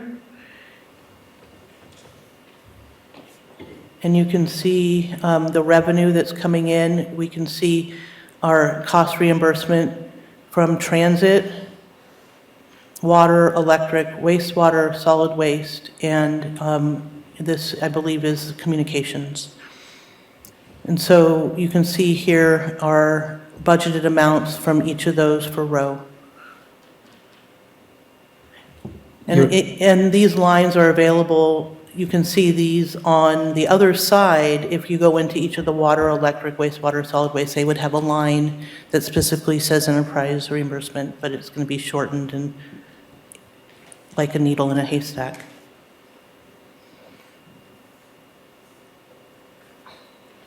I guess the confusing part is you're now calling cost reimbursement row right-of-way maintenance to cost reimbursement?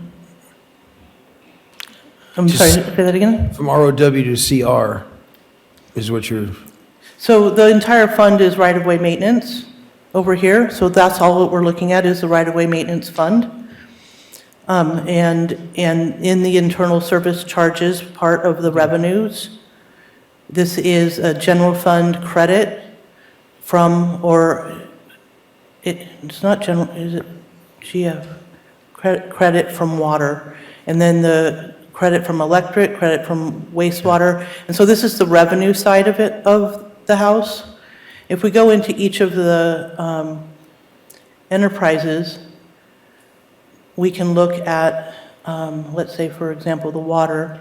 You can see here it was budgeted is 607,360. If I go over here to a water,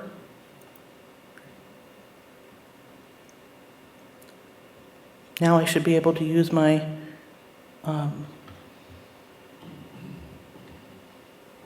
Control F.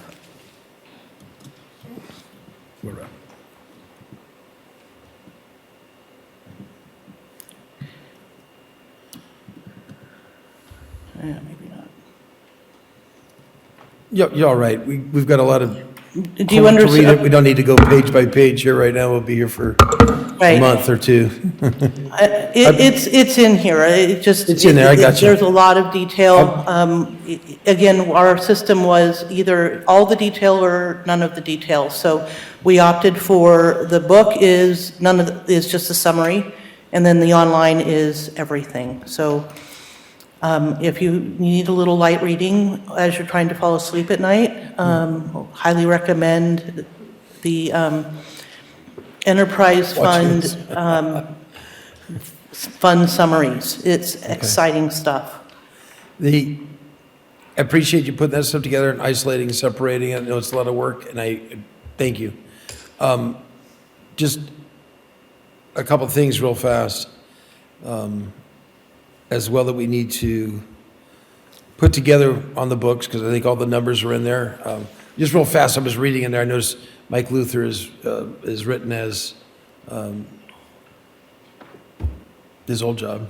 Oh, okay. Thank Not you. utility director in here. Okay, thank you for 30 or 40 times in there, referring to that, but you know what I'm saying. Public Works Director. Right. I mean, So that was these in people there. just last minute changes.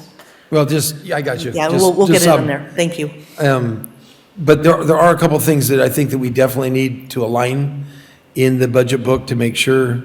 One is that the enterprise reimbursement, as it's been said twice in 2 other budget books, that we're going out for a new deal. So if this budget book could be aligned in there somewhere to say, we're going to freeze them at these numbers until we get the new study back.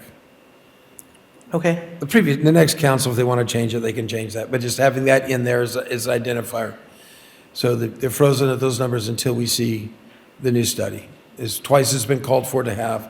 I don't think it's a bad thing to put in there, just to justify what's going on. I'm not going to argue with your numbers. We'll carry on forward. But even the ad hoc had asked it to be done almost 10 years ago. Okay? okay, so you want them frozen where they are as of right now? Yeah, And is that something, I think that I need to get consensus from council on that? I'll work on that, but Okay. I'll play the mirror game here in a little bit. But I'm just saying, you freeze them at the numbers that are sitting there, that on that. You can always get the next council, the next budget book to unfreeze them. But just referencing that you get a new study, Yes, okay? Because they kind of hinted about it twice. Ad hoc said, and the council, do it. It hasn't been done, so. we will specify it Okay. in no uncertain terms. The other thing that I think that we need to make sure that we have in the book is, I think the city attorney is waiting on a ruling on the code, 32460. Are you willing to, do you have something to say something on that, on 32460? I don't have any conclusion tonight, but you had asked me to look into an interpretation of that, and I'm in the middle of doing that. All right, so just as we're moving forward in the book, what I believe that we need to do is 32460 has been sitting back, and we've got several books that we reference in different ways that. One is the ACFR makes a statement in there, is the budget is controlled at the department level. Let's get all of them to dance the same dance. We have a resolution that puts something in there that kind of does what I was looking to do a number of years ago. We have a city code that blocks things at the budget level at $10,000. We have a resolution that talks about $100,000. Let's try to true up 32460, which is the city code that does the limiter. And let's, instead of so much assumption that's out there, let's get those things locked in. I know we're not going to be able to get it all done because of times to read and changing codes are not necessarily going to be done by the time that we need to get this budget authorized. But even if you can do the best you can, along with some verbiage saying, and align the city code with this. Is that something that would be allowed so that we don't hold this book up, city attorney? Yes. Okay. So, I mean, because my discussion is that here, and as I said before, we align things at the department level. Oh, you had something you want to give us on 32460? It's not, it's,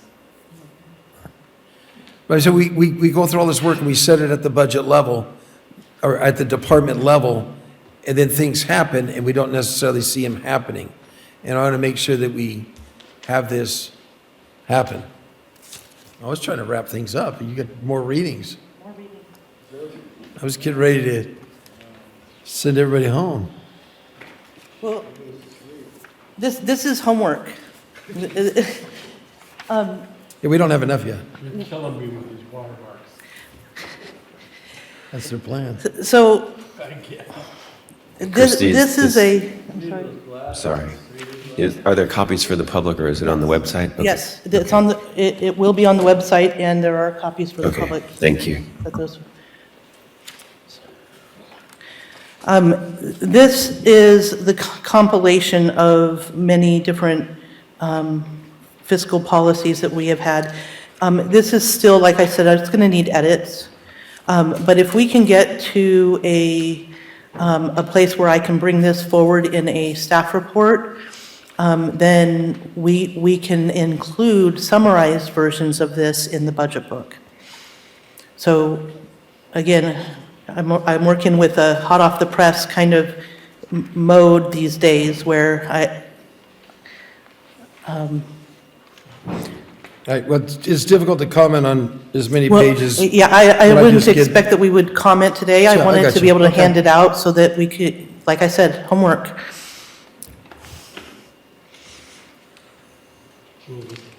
But again, getting back to where I was, we set it at the department level, and I think if it's going to be changed at the department level, I think it needs to be done up here if it's over $100,000. I do think we spend, otherwise why don't we just do a one-page budget? We go through all of this, you have all the analytics in here. We're not setting it down even further, but I think that's important we do that. And that way, when a variable does come, the pressure isn't on what's going on. It comes up here, and if a policy change needs to happen, then we can get through a policy change. But if we can get some of that in there as well, that makes sure, because I do believe city code, I think the city attorney might, when he comes back, he's going to find out that we have been lit, as per code, supposed to be doing it at the $10,000 level, and as per 32460. So let's just try to get everything balanced and trued up. Not saying anything wrong, just try to get everything together. Get it consistent, is that, okay. Yes. That's what I'm hearing. And if I just want to clarify that we're talking about budget adjustment approvals and transfers, is that correct? Yeah. Okay. Right? Mr. Manager, you had something to say? Well, 32460 is, like Christie just said, is about appropriations and budget controls. Here we go. I think that I'm sorry. I know. When you talk about being at the department levels, it's kind of very difficult well, that doesn't apply to the budget. I think what you're trying to say is you don't want us to exceed the expenditures over the appropriations, and if not, we need to come back to council and ask for more authority. I don't want to see what happens in the ACFR when we finally get a surprise, and when we get it 6 months after the money has been closed, we find out that somebody went way over the mark. We're the ones that get blamed for it, and then when they hold back somebody else's budget, we're the ones that get blamed for it. And I think the understand. council should be advised to I it. just think that we need to come up with different language than the 34, That's what I'm asking you to 460, because that's about budgetary stuff, and we don't normally adjust the budget at all. That's why you can see when a division or department goes over. And putting it at the department level, for example, if you use the utilities, which is one department, you were saying that electric, water, wastewater can all be deficit as long as solid waste covers them, but usually it's at a fund level. I tried, I researched probably 50 different cities. I couldn't find any of them that are department level. I know there's that verbiage that's in our ACFR. Yeah. I think that's incorrect. That's in the ACFR.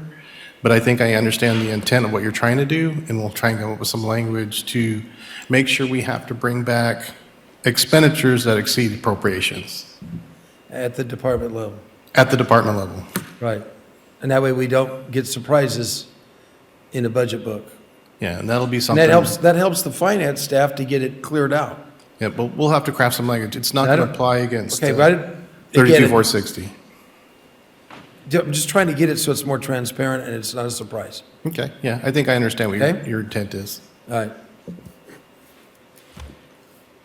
Can I get other head nods along with that? Head nod, head nod? Head nod. Councilmember Bull. I'm not sure about the head nod or not, but I'll work on it. Just a quick question, finance staff. How many people's in your department? Working on this? Yes. 3. 3. So it's like 4. 700-800 pages. Yes. It's a lot of work. Thank Thank you. you. Appreciate it. If I could comment that too, if it's all right. You know, they've done a ton of work to try and get the GFOA award. I know when I did the financial statements, it took me 4 or 5 years. And I know you guys put a ton of work, and I'm super proud of you guys, so that's all I got. And I'm trying to get out early so we can go home all and shut read up. this. You see what I'm trying to do? I'm trying to wrap it up. I just want to also note that it was not just the finance staff. We also had Steve Valle from the administrative staff worked tirelessly on a lot of the narratives and the pictures, and he did it. He just does an amazing job. So, thank you. Anybody else have any questions here? And I appreciate it, again, I really do. I mean, you itemized a lot of things out and answered a lot of the questions, and a lot of the mechanisms are there, and kudos. Thank you. I think we're going to get through this relatively easy. What do you got? Councilmember Vega, you got something? Yeah. Okay, we got to Might take as well. public comment on the budget.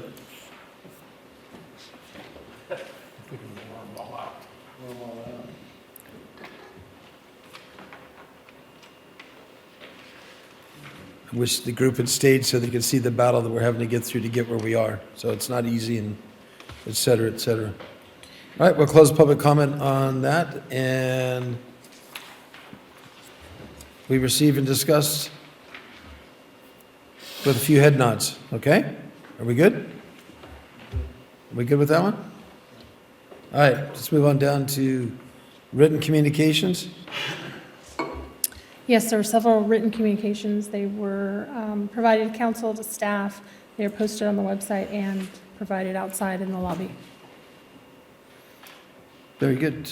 We have oral communications, last 2 minutes.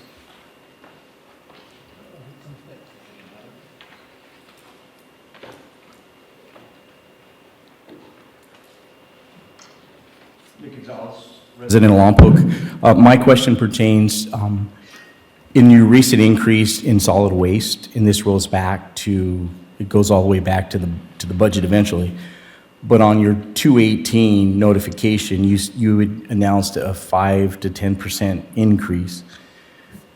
You simultaneously pulled the bills from the tenants and transferred them to the owners. So now, whether I have 1 unit, for instance, in a fourplex, or 4 units, I have to pay trash for 4.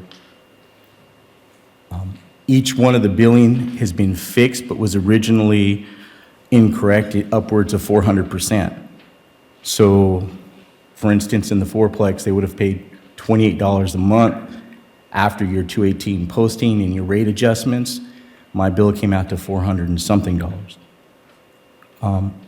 Those items are corrected to reflect what I believe was a true billing amount, but I'm also a member of a rental property association where we have thousands of units in the city, and I'm getting calls for clarification on the methodology that was used. There was one line in there that said that city had the right to adjust both the amount of times and the type of container that was used. My concern is that you would have had a significant amount of protest if you would have announced that you were making those types of changes and not just a rate adjustment. And to date, I still have not been given the methodology of how those calculations were made. I heard there was an audit, but it's something, and this all rolls back to what you take from reimbursement, enterprise reimbursement, and then it goes back to the budget. So, thank you. Anybody else? Public comment? Oral communications, I meant. Seeing nobody else rise, we will close the oral communications, come back to council comments and meeting reports. Councilmember Vega.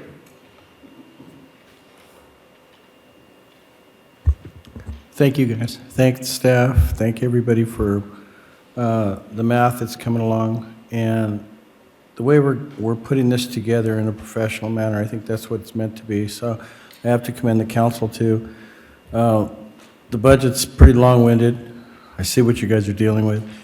And sometimes the questions are deep, but I believe we're all learning something from these numbers. We have people that are actually trying to do a good job and doing their math. So thank you all. Okay, I do appreciate it. I'm learning something too. They're keeping me awake. You know, some of these questions are long-winded, so I can't help but say, whoa. But they give me a smile, and we're making it work. So thank you so much for all the work you guys are doing, all of you. Councilor Bridge.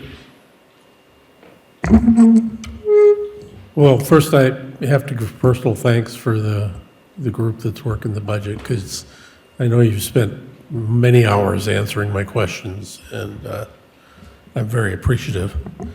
Now, if you just get rid of these watermarks, I'd be in heaven. We had the Robinson Bridge presentation. It was very interesting.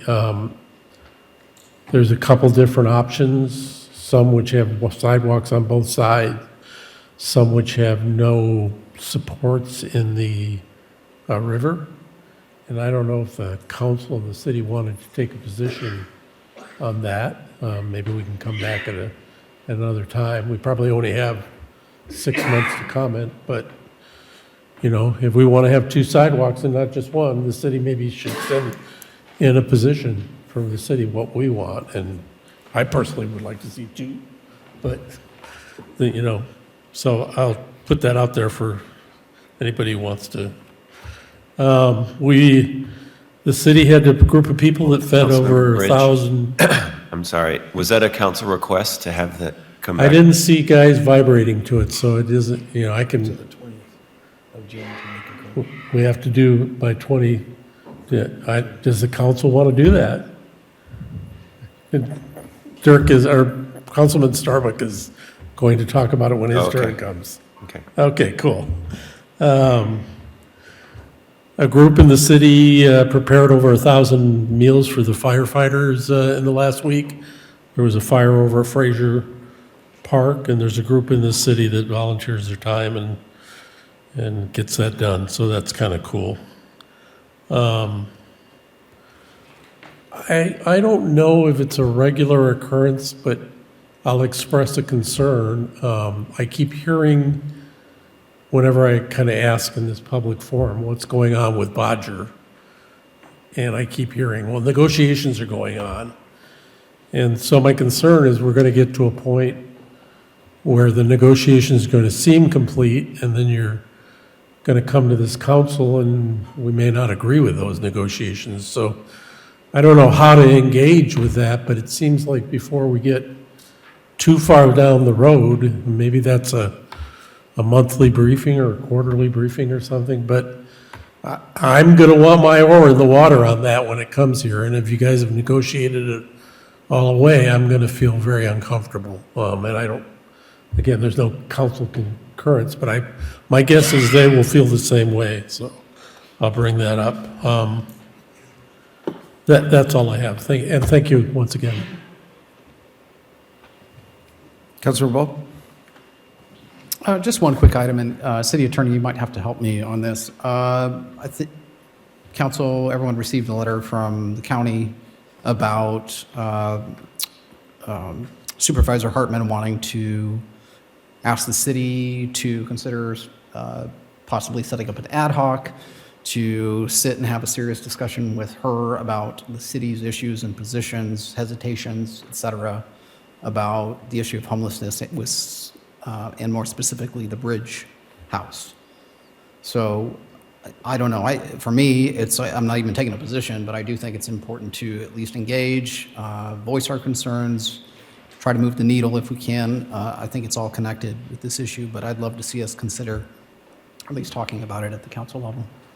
So, Councilmember Ball, what you could do is make a council request for an agenda item for the council to consider whether to create an ad hoc. So I'd like to make a council request for us to consider an agenda item to create an ad hoc to discuss homelessness and the Bridge House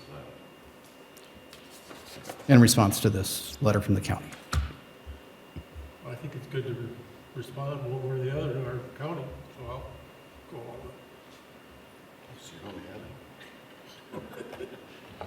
She didn't want me on the ad hoc. We only got 2, or no, you guys don't want to do it? I'll give you a third if you guys want to talk about it. Here, you got 3. As long as you're on it, Steve. Mr. Vega was our first choice, I think, for Yes, sir? the ad hoc. Oh, thank you. Oh, my goodness. All right. Councilor Starbuck? Thank you. I want to piggyback kind of on what you were talking about, Mr. Bridge. This is a council request. The hearing for Caltrans, public input is on June 20th. We've got our next meeting on 17 June. What I would like to do is have a letter drafted, we could approve it, put it on the next agenda, and get it to Caltrans. What I would like it to include would be to include the scouring, meaning the cause and prevention when they put in the new bridge. Councilmember Bridge has talked about 2 pedestrian conduits on both sides. We'd like to maybe include that in the letter, and anything else that we had as a concern that would go into the public input from the city. I'd give you concurrence. I'd like to add one more thing. I'd like consideration for at least a 6-foot shoulder in the road that's going to be improved from the highway to the roundabout or Campbell Road or whatever. So, because we're funneling bikes there, and once you get out past there, you got a nice wide border. But if they that's really narrow there, and it just seems to me that'd be a enhancement to our city to have a nice clear bike path. Width of corridor, pedestrian accesses, and scouring and prevention of scouring, those items. Got my concurrence. 2. I fully support anything that gives some articulation to I mean, is that something that we could have done and ready 17th and get it there in Yeah, we can put time? together a draft letter and bring it back on the 17th for you to consider. Thank you. Yes? Righty. Let's see. So many meetings I forgot. So I want to comment here. I know we went to the T-bid and stuff. It's actually an article in the edible Santa Barbara Wine and Country magazine. So it is on there, a discussion about that. Got a few copies that we can pass out for the people there. And also a shout out to Norm at Flying Goat. He won 2025 Vintner of the Year for Santa Rita Hills Wine Alliance. And they're celebrating their 25th anniversary this year. Yeah. Right? Yeah. So we made it 25 years in town. That's a good story. So with that, we will adjourn the meeting until Lompoc City Council meeting, 6:30 p.m. June. Mayor, before you Hold on, close. okay. Maybe I didn't catch it, but I want to make sure we got 3 requests to bring back the Robinson Bridge letter. It was Starbuck and Bridge, and Ball. Okay, thank you. Yes, you did. Ready? We good?